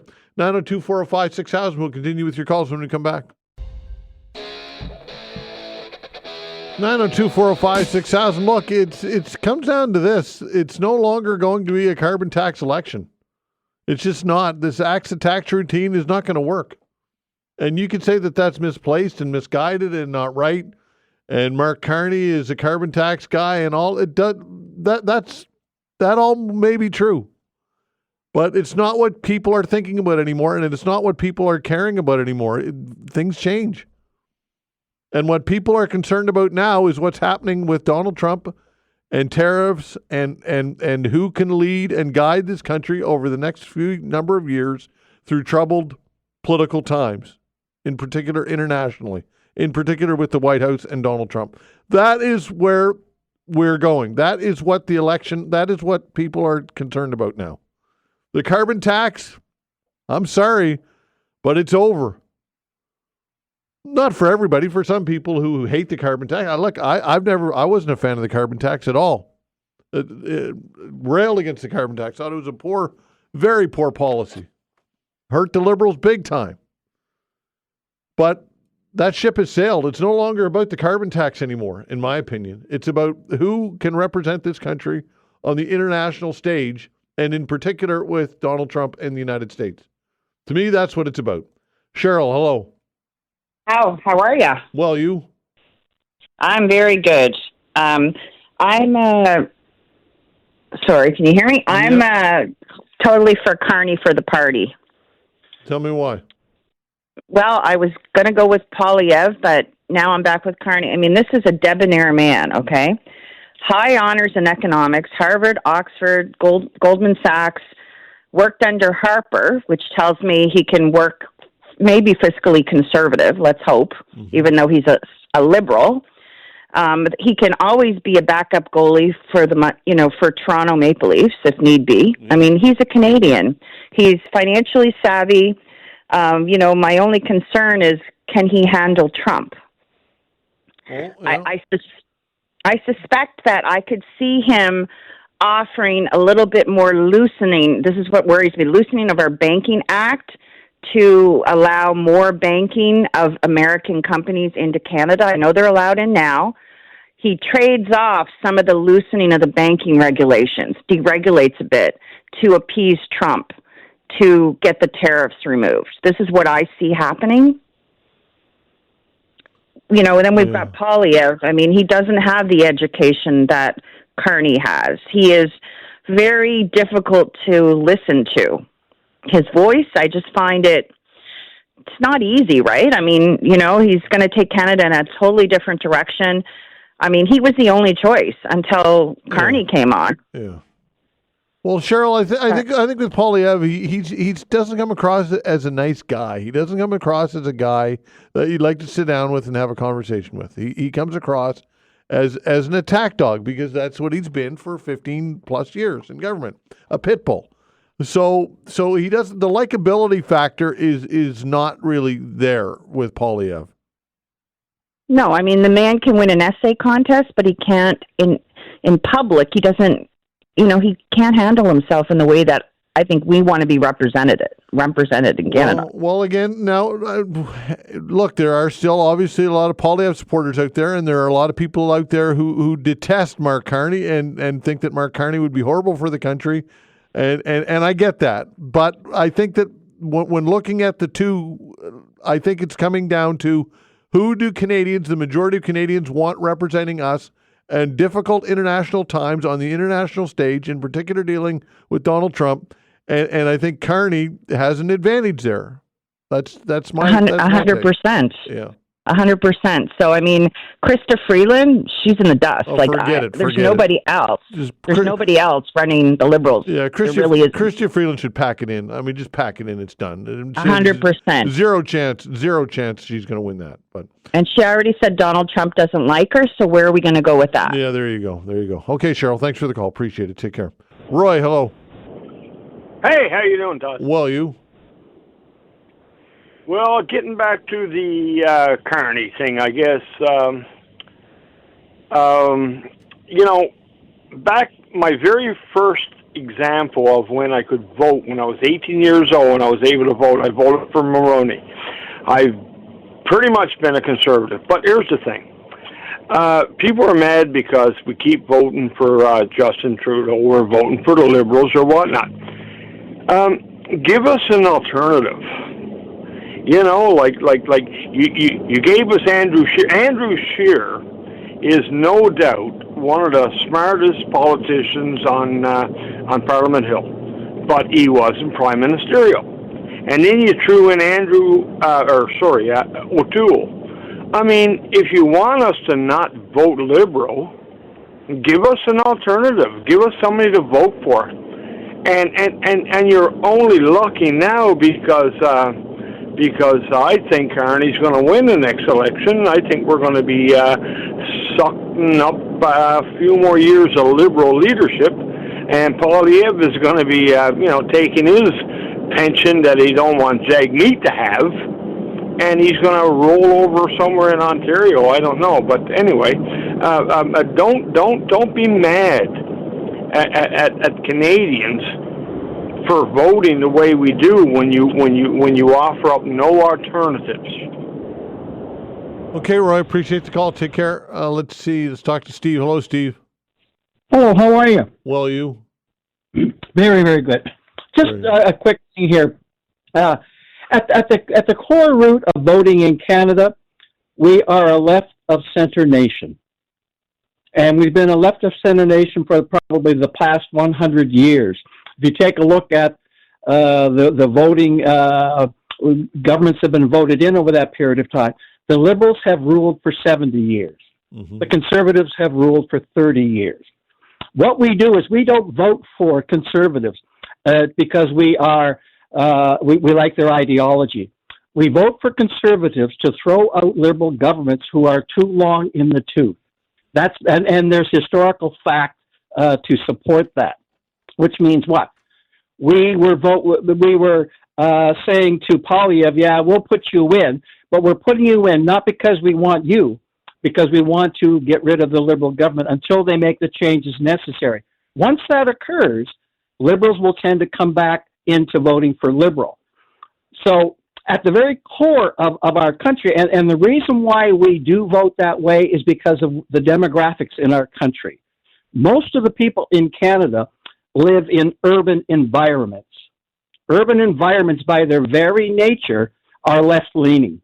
And that is because in order to live in an urban environment, we need more police, we need more facilities, we need more laws in place to control vast amounts of people in a very small area. That's why, and probably close to 60%, if not more, of Canadians live in that particular environment, in the urban areas. So when we take a look at right now, so what happened? The problem, as you said earlier, was Trudeau is now out of the way. Mm-hmm. And if you take a look at, there was a riding that went, a by-election that went, I think it was last year, in downtown Toronto, where it swung to the Tories by 500 votes, where normally it would be about a $4,000 or $5,000 win by the Liberals. We sent a message to Trudeau, not only do we not want you, but you need to leave now. Mm. So the liberal voters in the country have basically sent him the message, okay, he's out of the way. That now allows Liberal voters to come back to the party and vote. Do I think that Poilievre has a chance of winning? I think he does. I think he has the opportunity to win a minority government. Whether he wins a minority government or not, I don't know. But with Mark Carney coming in there, and one of the things about Mark Carney is simply this. He's been the governor of Bank of Canada, but more importantly, the governor of the Bank of England. Right. Another country put him in the highest positions in the world. Okay, Steve, listen, I'm over time. Thanks for the call. Appreciate your comments. Thanks for the calls, everybody. We appreciate it very much. We'll be right back.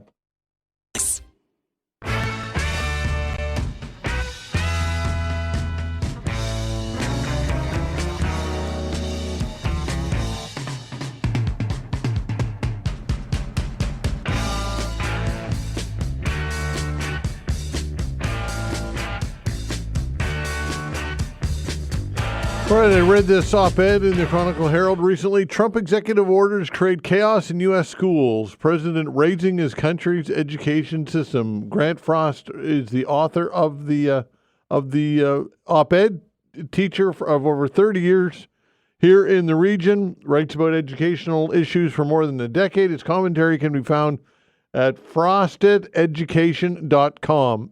Grant, welcome to the show. Thank you very much for having me on, Todd. All right. So, very interesting piece. Give everybody the overview as to what some of the points you were getting at here. Well, it's probably not surprising that Donald Trump is signing executive order after executive order, and we all have heard about the tariffs and his plan to turn Gaza into a golf course. But one of the things that isn't getting as much attention is his attack on the public education system in the U.S., and January 29th, he signed an executive order, and I'm reading it right off the order, called Ending Radical Indoctrination in K-12 Schooling.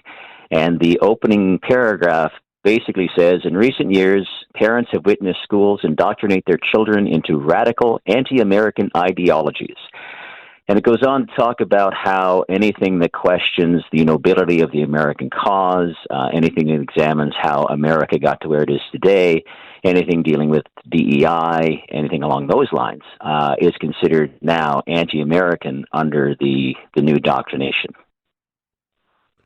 Yeah, okay. So it's, look, how concerning is it, I guess, we're looking at this, watching this, why does it concern you as an educator here in Canada, I guess is the question. Well, these ideologies tend to move, and the Trump administration is coming at the end of a long history of neoliberalism, free trade ideology, the idea that the individual is more important than the state, and back. Believe foundationally that government should get out of all business, including public education. And they've been trying for years to make inroads into the public education system down there, and with their charter schools and their private schools. And this current administration seems to be dead set on continuing that. And what I'm seeing here, Todd, is if you're looking at some of those equity inclusion things, some of the things that we teach in class about how we examine our history, those have taken us an awful time to finally get to talk about. For many years, those subjects were certainly taboo. We've heard people complaining about how we never learned about the Mi'kmaq Nova Scotia prior to the last few years. We never learned about the African Nova Scotian experience. It's taken us years to get here. With a stroke of the pen, essentially, President Trump has, declared that all such teaching is anti-American. And schools are found guilty of teaching this, and I'm using that word specifically guilty of teaching this. They can lose federal funding. I think you're going to see the layoffs. School leaders in the States are really scrambling to try to figure out what all this is going to mean for them. All right, and your concern is well, first of all, what's happening in the United States, and people south of the border and their educational experience, but you feel as though that might have some spillover effect or impact in our school system? Is this a concern of yours? Oh, absolutely. I don't think you can watch what's going on in the United States and not recognize that we have the unfortunate luck of living right next door to the largest kid in the playground. And we're seeing the impact of Trump's, tariffs for sure. That's causing a lot of folks to be scrambling to try to figure out what's coming next. And the people that are working in the U.S. to undermine the public education system are also working in Canada to undermine the Canadian public education system. They're not quite as well funded, but you can trace a lot of the money back to the bigger companies or the bigger entities in the United States. I'm thinking sort of the Fraser Institute and those folks who push the idea of charter schools and school choice. You certainly hear Pierre Poilievre talking about being anti-woke, railing against the woke identity, which again is basically schools teaching kids that these things have happened and trying to open people's minds on this stuff. So I always get concerned when things like this happen in the United States that they're also going to trickle north. And I think with the amount of intersection between the two politics that you're seeing now, a lot of talk in Alberta about make Alberta great again sort of thing, make Canada great again. Those two things are intersecting quite commonly. So I don't necessarily know if my concern is as immediate as some folks might think, but I think it certainly bears watching. All right. Do you feel as though that like with anything, with any ideology, sometimes the pendulum tends to swing, and then it can go too far to one extreme, and then there's a need to recalibrate it and to have it come back the other way? Absolutely. I'm perhaps not quite as left wing as people may think. I do view myself more of a centrist than anything else.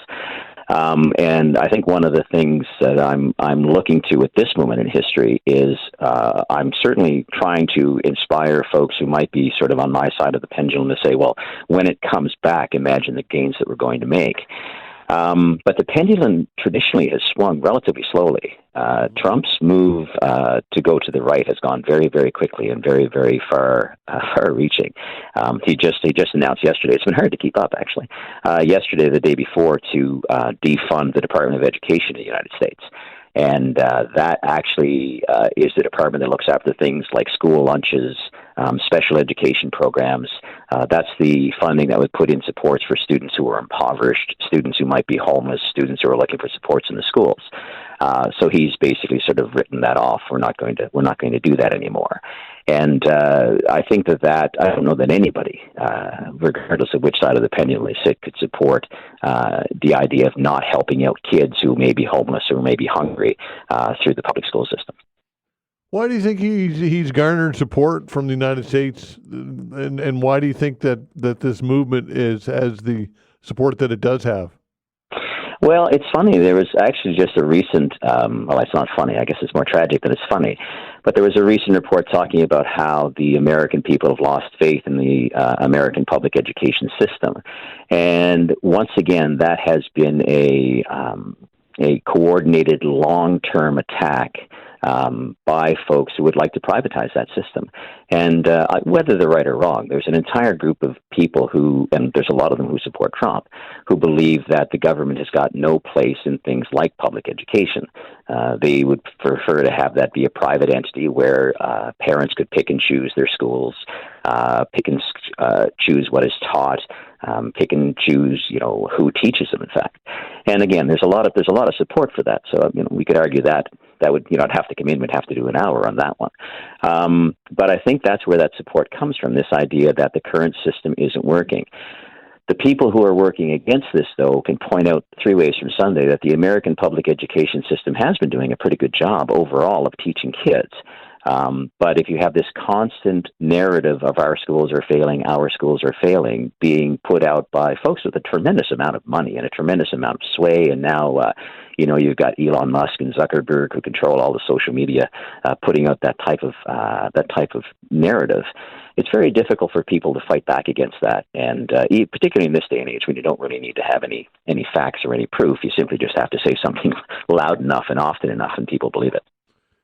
And of course, there are people who would say that school shouldn't be a place, perhaps where virtues or these types of ideology is taught. That get back to basics and the 3 R's and let school be what it once was, and that what are your thoughts, I guess, on the purpose of school and its scope and what it's supposed to deliver? The best definition I have of public education is that public education is designed to do three things. The first thing it's designed to do is to teach kids stuff, math, literacy, reading, writing, what have you. The second thing it is to teach students to be functioning members of a society. Stand up for the national anthem, line up at the water fountain, show up on time. And the third thing is that it teaches, hopefully, critical thinking enough to have students question both 1 and 2. Right? Why am I learning this? Why do I need to line up? What's the purpose for this teacher? And this is really the ultimate goal of public education. We do try to advance, general society, and perhaps in a particular way. But the idea with public education is that we want to make sure that every student has that exposure and the capacity to say, you know what, teacher, why do I have to line up at the water fountain? Why are we reading this particular tome? Why is it that the current Trump administration is so poorly viewed? You know what I mean? So that's kind of what my thinking is on public education. I do realize that a lot of folks may not necessarily agree with that. Totally welcome the debate. But the debate shouldn't be, let's cancel funding for school lunch programs and, special education programs because of a political decision. Of course, Grant, people can read more about everything that your commentaries. They can find you at it's frostededucation.com, correct? It is Frosted Education, and I would encourage any of your education listeners to get onto that article through the Herald or through my website and have a look at the ending radical indoctrination in the schools, and familiarize yourself with some of this. And the playbooks are very common. You'll see this happening quite often. And look, I'm happy to welcome a debate over public education at any point. Don't mind discussing the pendulum swing, what have you. But let's sit down and have that conversation. Let's look at that in a way that makes sense to everybody.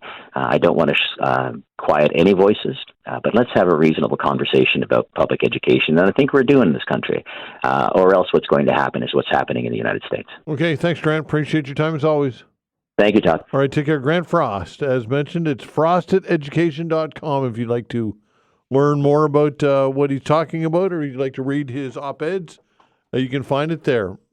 Should I just laugh? Energy experts question Chrystia Freeland's pledge to push LNG. That when we come back.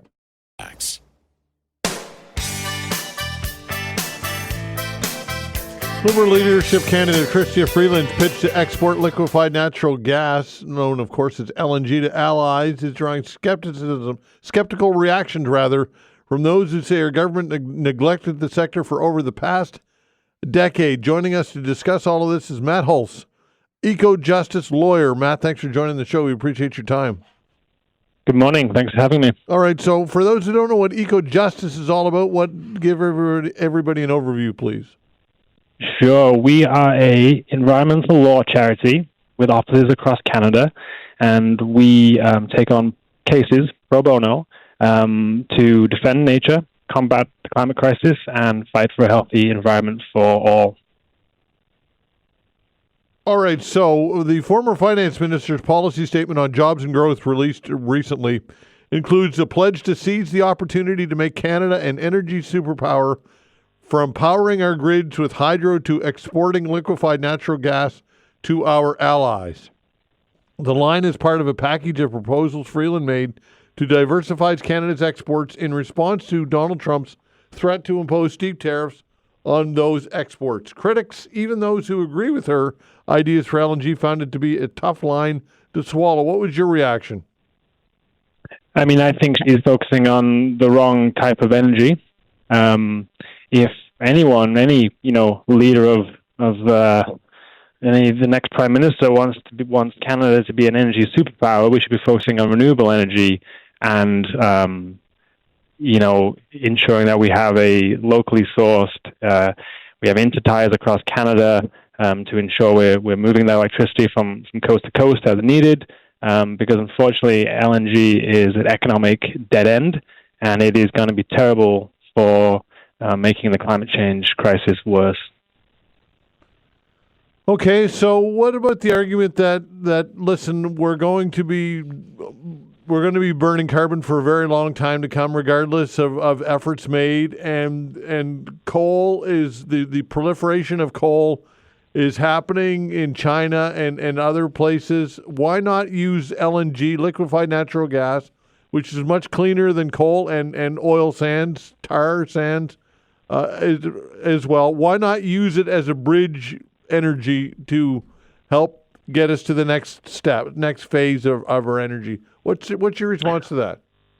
I mean, I think the first thing is we're only going to be burning fossil fuels if we keep building the infrastructure to make fossil fuel consumption happen. So we build ourselves into a situation. We can also build ourselves out by focusing on renewables. The second point is LNG isn't actually cleaner than coal, for example. If you look at the life cycle of the emissions from the greenhouse gas emissions from LNG, from when it's produced to how it's transported to when it's burned, it is actually just as dirty as coal. And it's not just the impact on the climate, it's also impact on health, because the process of getting liquefied natural gas out of the ground, it's natural gas at that point, is incredibly toxic for the environment and terrible for the health of communities who live nearby. So it's the theory that it's a bridge fuel is actually been debunked now.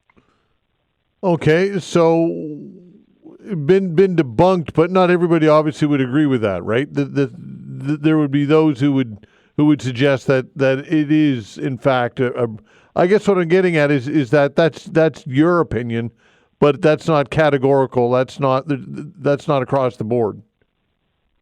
I mean, you could sure that's probably true, but the studies that kind of coming out over the past 5 years have been demonstrating that when you actually measure the impact of this fuel coming out of every aspect of its life cycle, it's just as bad as coal. I think the evidence is mounting, and I think those who choose to say it is still a bridge fuel and it can still help a transition to a healthy climate are not looking at that particular fuel, LNG, as a whole.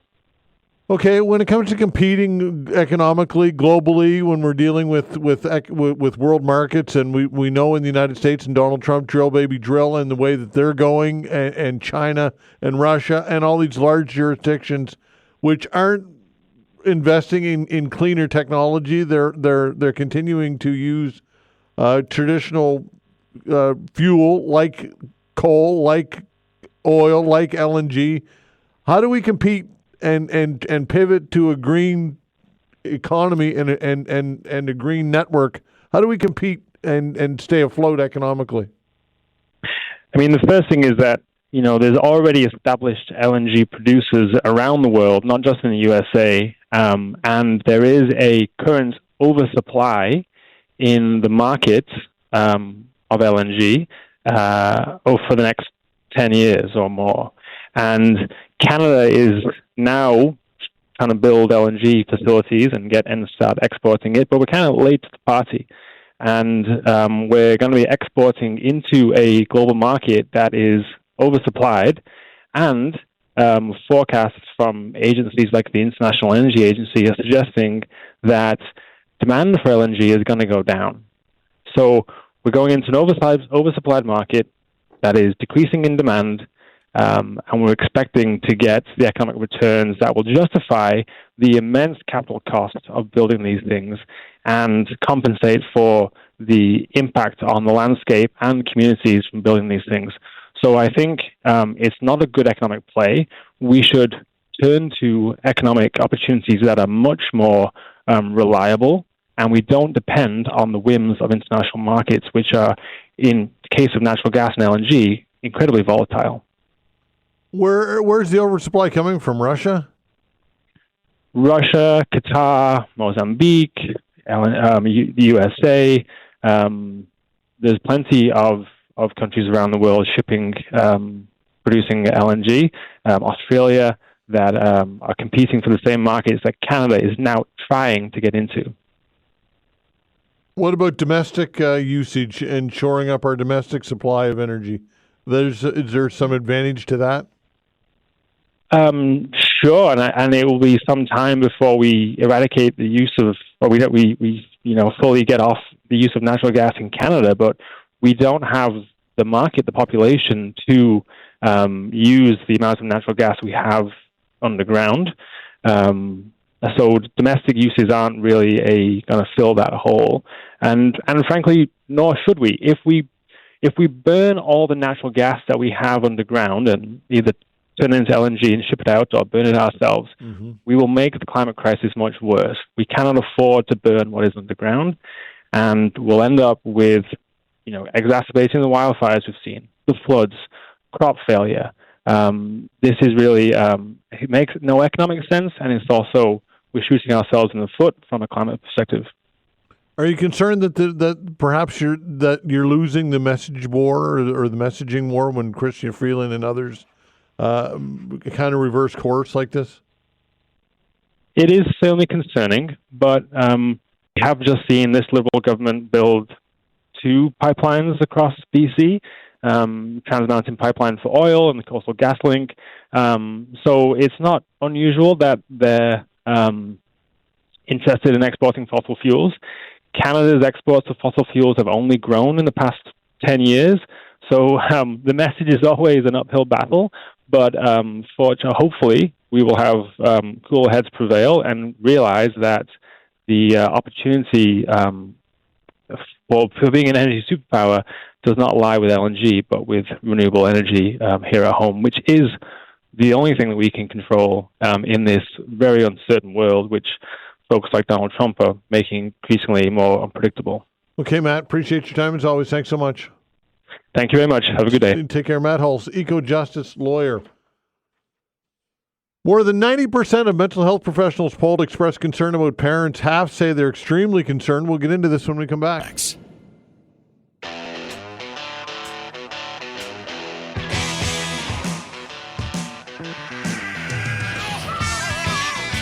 There's increasing concern about the mental health of parents as they try to navigate their children's futures while other adults contemplate whether to have children at all, according to an early January opinion poll conducted by Yorkville University's Faculty of Behavioral Sciences and Abacus Data. Joining us to discuss all of this is Dr. Krista Schultz, Associate Vice President, Strategic Partnerships and Alumni and former Associate Dean of Student Experience on the Behavioral Sciences team at Yorkville University. Dr. Schultz, thanks for joining the show. We appreciate your time. Thanks for having me today. All right, so why is this topical? Why is this something that you think people should know about? Well, we polled our community of psychology professionals at Yorkville University, and this included practicum partners, psychology professionals in the field, and they are highlighting that more than 90% of those practitioners say they're worried. They're worried about parent mental health, and almost half of them say they're extremely concerned. All right, give me some more details. Okay, so we know that about 72% of those practitioners notice more clients coming in. Parents are stressed. They want to talk about parenting. They want to talk about how parenting is affecting their own emotional well-being. And we're hearing that those biggest stressors include money, relationships, and challenges with their children's behavior. Okay, and how does this compare to years past, I suppose? How do we know what the trend is? Do we have a sample size from years past?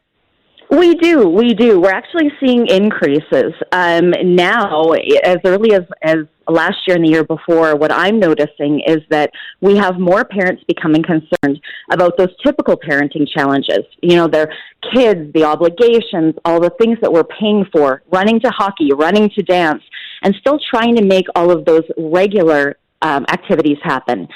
We're also working, so there's that financial consideration of trying to hold full-time jobs and being good parents. And the reality is, we're creating a mental health crisis. Parents are asking themselves, am I enough? What's perpetuating this, do you think? We have just so many considerable changes in this generation of parenting. I think any generation of parents will say that, you know, there were constraints there too, and that's not to be negated. But the reality is now we've got a comparison culture. We've got social media. We've got a rise of blogs and influencers telling us how our home should look, what our kids should be in, what kind of parenting style works the best. And the reality is that that's a heavy weight to bear for our parents. All right. So how do we negate that? What are some things that we can do to empower us to not fall into these pitfalls or into these patterns? Yes. And I'm glad that you're asking about this because we do have reasons for optimism. First of all, we have confidence in our solutions. 95% of the mental health professionals that we polled feel very equipped to help parents address through activities like learning coping skills, resilience, emotional regulation, and just talking about their own mental health. It's one thing for parents to be in a parking lot at a school talking to friends about their challenges, but we still have a bit of a filter on that. We don't necessarily want to share everything. And in those offices, in that confidential space with trained practitioners, that's where we can really get support for ourselves, and in turn, we can be better parents.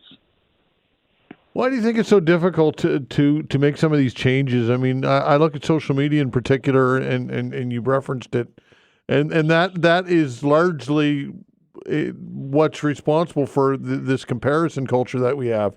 That is generally where a lot of this comes from. Why is it so? Obviously, it's ubiquitous. It's everywhere. We know that, but why can't we detach from it? You know, that's a really good question. It's just so pervasive in our lives. I mean, it's a normal. Everyone is walking around with this little device in our pocket. But unfortunately, what it's doing is it is creating such an impact in our parenting decisions. It is making us question ourselves. And this comparison culture is really even flowing over to individuals who are maybe not parents yet, but there's a hesitancy for people to even have children or to expand their own families. And why? Well, there are a few things. Finances are a consideration. Can we afford to have more kids? We know that, you know, raising children it's a big financial consideration for any family system. Mm-hmm. But then we're looking at what those children need as they move into those older stages of life, and they're still, you know, sometimes needing that level of support. So finances are certainly one thing, but the other piece is I think parents are having, or future parents, we're having more thoughtful considerations about our own mental health, what we can manage, what we can give. There's still 24 hours in the day, and we know that our parents are providing more time with our kids than we ever have seen before. But there are still only 24 hours. So what happens to our own mental health, and how are we taking care of ourselves? And there are people questioning, can I add any more to my load and still do a good job? Yeah, and the super parent type thing, that again, this culture of being a super parent, and this is, it's almost like a self-fulfilling prophecy in a way, is it not? Absolutely. You know, and I love that you use that term super parent because, you know, we're hearing from other parents and our social media, and any time that we are getting that information in, we're not doing enough. Our kids should be busier. We should be doing all of these activities. What about their social, emotional well-being? So we're experiencing this pressure that a certain type of parenting or all of these activities is a deciding factor of our children's future. And that's simply not true. Yeah, and the stress, I mean, the kids are going to feel that stress as well, which is going to exacerbate the whole situation. The kids are going to feel that because they're so intuitive, right? Absolutely. And then, you know, when we have a stressed family system, we look at that conflict within that system. And for parents or people who are thinking about becoming parents, accessing really good quality mental health supports for themselves is so important. One of my favorite sayings is, a dysregulated brain cannot regulate a dysregulated brain. We're better parents when we're taking care of ourselves too. Yeah, that's true. That's true. So what tips do you give people? And leave some people with some advice, I guess, is what people who are listening right now say, you know what, I'm this sounds like me. What advice do you have for people? Absolutely. And, you know, the first thing is, this sounds like all of us, right? We really need to remember that as a community, as parents, we feel this way, and this is okay, and this is normal.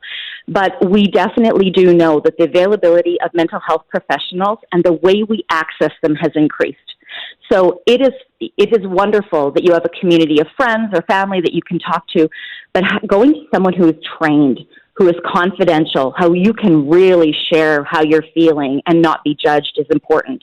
So accessing virtual or in-person services, looking at your employee wellness spending, or talking to your job about, do you have psychology services and can you use that for funding?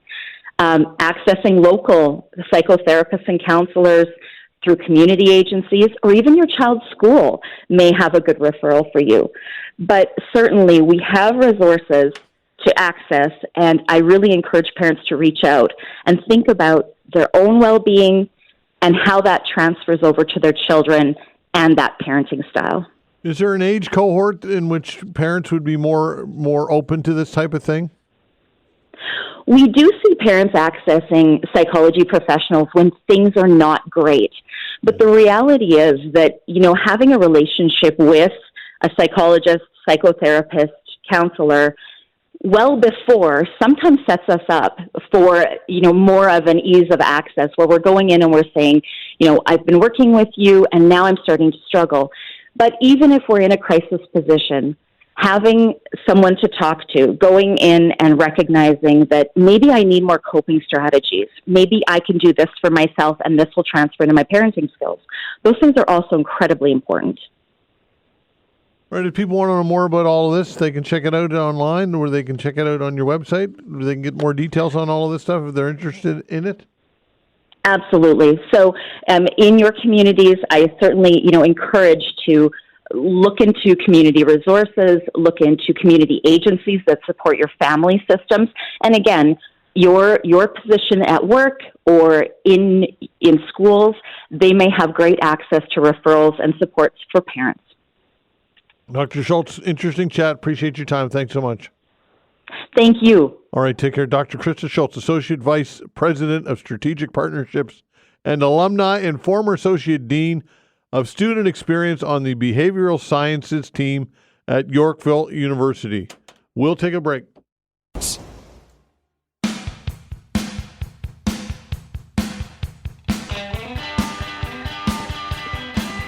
All right, House of Soli presents The Fabric of Our DNA, a celebration of Black creativity.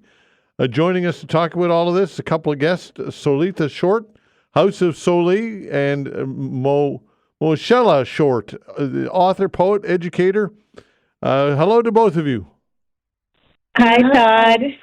All right. Hello. Yeah, I was hoping to have you here in studio because I always enjoy when you come in, but obviously the weather was iffy, so we'll have to make the best of it on the phone. How's that sound? Yeah, sounds good to me. I was looking forward to seeing you as well. All right. So this sounds very, very interesting. Who wants to start? Soli, let's start with you. What's this all about? So the Fabric of Our DNA is the foundation event for our company, and Moashella is also the vice president of the company. But this year we are focused on branching out from runway production, which is what we are known for, and we're doing a few art gallery displays, and this one is going to feature the work of Moashella, our poet and author and educator, and Blair Bartlett photography, as well as a young gentleman named Manny who's going to be doing some African art. So it's a jam-packed evening of Black creativity and also the inspiration that Black contributions have done for other creatives in the space. Okay, all right. Before I go on, Vanessa's away today, and Vanessa usually keeps me on track, so this is my fault. So I'm going to give away a couple of pair of Mooseheads tickets. If you'd like to see the Mooseheads take on the Wildcats, I get 2 pairs of tickets for Monday's game. Be callers 5 and 6 now at 902-405-6000. Again, callers 5 and 6, 902-405-6000. 2 sets of tickets. Blake will take your call. Again, callers 5 and 6, 902-405-6000. If you'd like to see the Mooseheads host the Moncton Wildcats, and good luck. All right, so Soli, tell us more about the Fabric of Our DNA, a celebration of Black creativity. Is this a display? Is this how does this work? So this event on the 22nd, so it's happening on Saturday at the Bakerley NSCC campus in Dartmouth. It will be showcasing some photography work as well as some African artwork, and the main event would be our poet who is showcasing her poetry collections, and she can tell you a bit more about that. So I'll pass that on to her, and she'll be reading alongside her daughter, Sienna Peru-Shortte. Okay, Moashella, go ahead. Hi. Thank you so much for giving us space to talk about this today. So this collection was actually birthed during COVID times. I think it's a time when most creatives were just, stuff was flowing, lots of stuff was happening, and the collection is divided into 2. The first is about self-awakening, and then the second part is about social action and social movement. And so based on what was happening at that time, I sort of put all my thoughts and feelings and emotions into some work, and I'm really, really happy to have the opportunity now to share that. Okay, so what's so people want the details? They want to check it all out. It's where's the venue, and just give everybody those details. Yeah, so it's going to be on Saturday, February 22nd, and it's going to be at NSCC Akeley campus in Dartmouth. And it's going to run for 2 hours. Included in that time is some readings and just a chance to connect with folks and hopefully have folks share about their own experience during COVID and how the arts sort of support us through that time. Okay, is there anywhere online where people can get some of the details as well? Yeah, so on our social media platform, House of Soli, Instagram page, there's a link to, it's a free event, but they can reserve their space via the Eventbrite ticket link in our Instagram handle, as well as if they're online, they can check out Falling Into Place on Eventbrite website, and they can reserve their seat there, and there's more information on that link as well for the event. Okay, I hope it's a great event. Thanks to both of you. Thank you. Thank you. All right. Take care. That sounds like a great event. That's Solitha Shortte, House of Soli, and Moashella Shortte, author, poet, and educator. And it should be a good event. The Fabric of Our DNA, a celebration of Black creativity. All right, let's look at some emails here as we wind things down. Mark Carney. Some people are sending me some emails on Mark Carney, and I think some interesting ones. But let me see here. Here we go. Mark Carney didn't think that the carbon tax was high enough. This comes from Adam. Says, this is insanity. Literally, people are talking about voting for the same thing and expecting something different. Blows my mind. And Adam, like I've said earlier, I really think that it's the whole carbon tax election enacts the tax routine that propelled the Conservatives for so long and gave them such an advantage in the polls for so long. I think, unfortunately for them, their time is gone and that ship has sailed. And it just goes to show how quickly things can change in politics. And what has happened, what has been the primary issue, what's happened in the United States, of course, and what's happened with Donald Trump and the 51st state and the tariff threat and all of that. To me, that has upended all of this. And the Conservatives will, and I'm not criticizing them for doing so, but will continue to rail against Mark Carney and the carbon tax. They're not going to drop it. I'm not suggesting that they won't pivot, that they're going to pivot and message in other ways.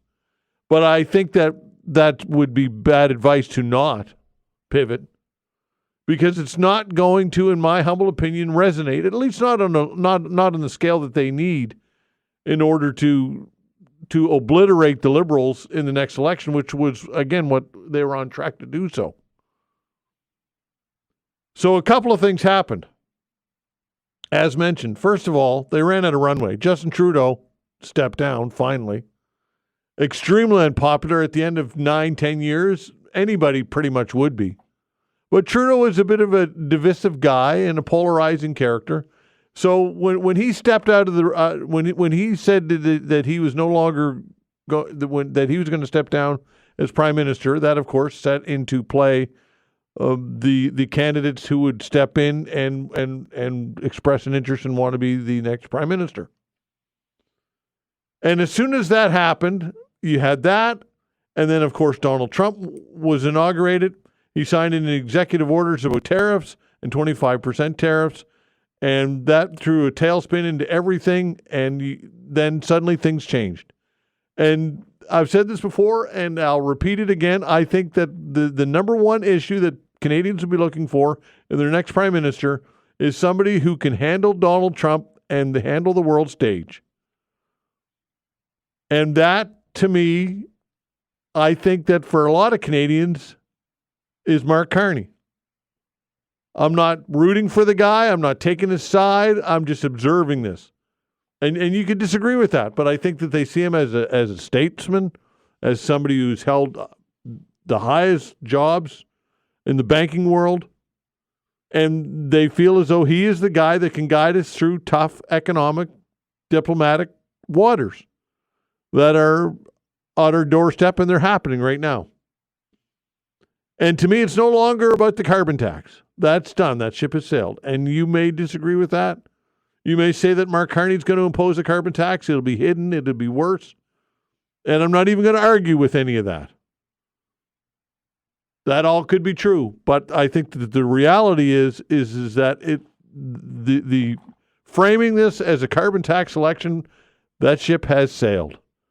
And I think because of that, the Conservatives are adrift right now when it comes to messaging and how to handle this and how to get back any level of momentum to compare to what they had. Just my take, as I always say. I'd like to thank Blake Priddle, who on the other side of the glass today. Vanessa was away. Blake did a fine job. And thanks for tuning in and listening, everybody. Enjoy the rest of your day. Be safe out there and get home if you can, because we get some messy weather coming. We're back tomorrow at 10 o'clock. See you then.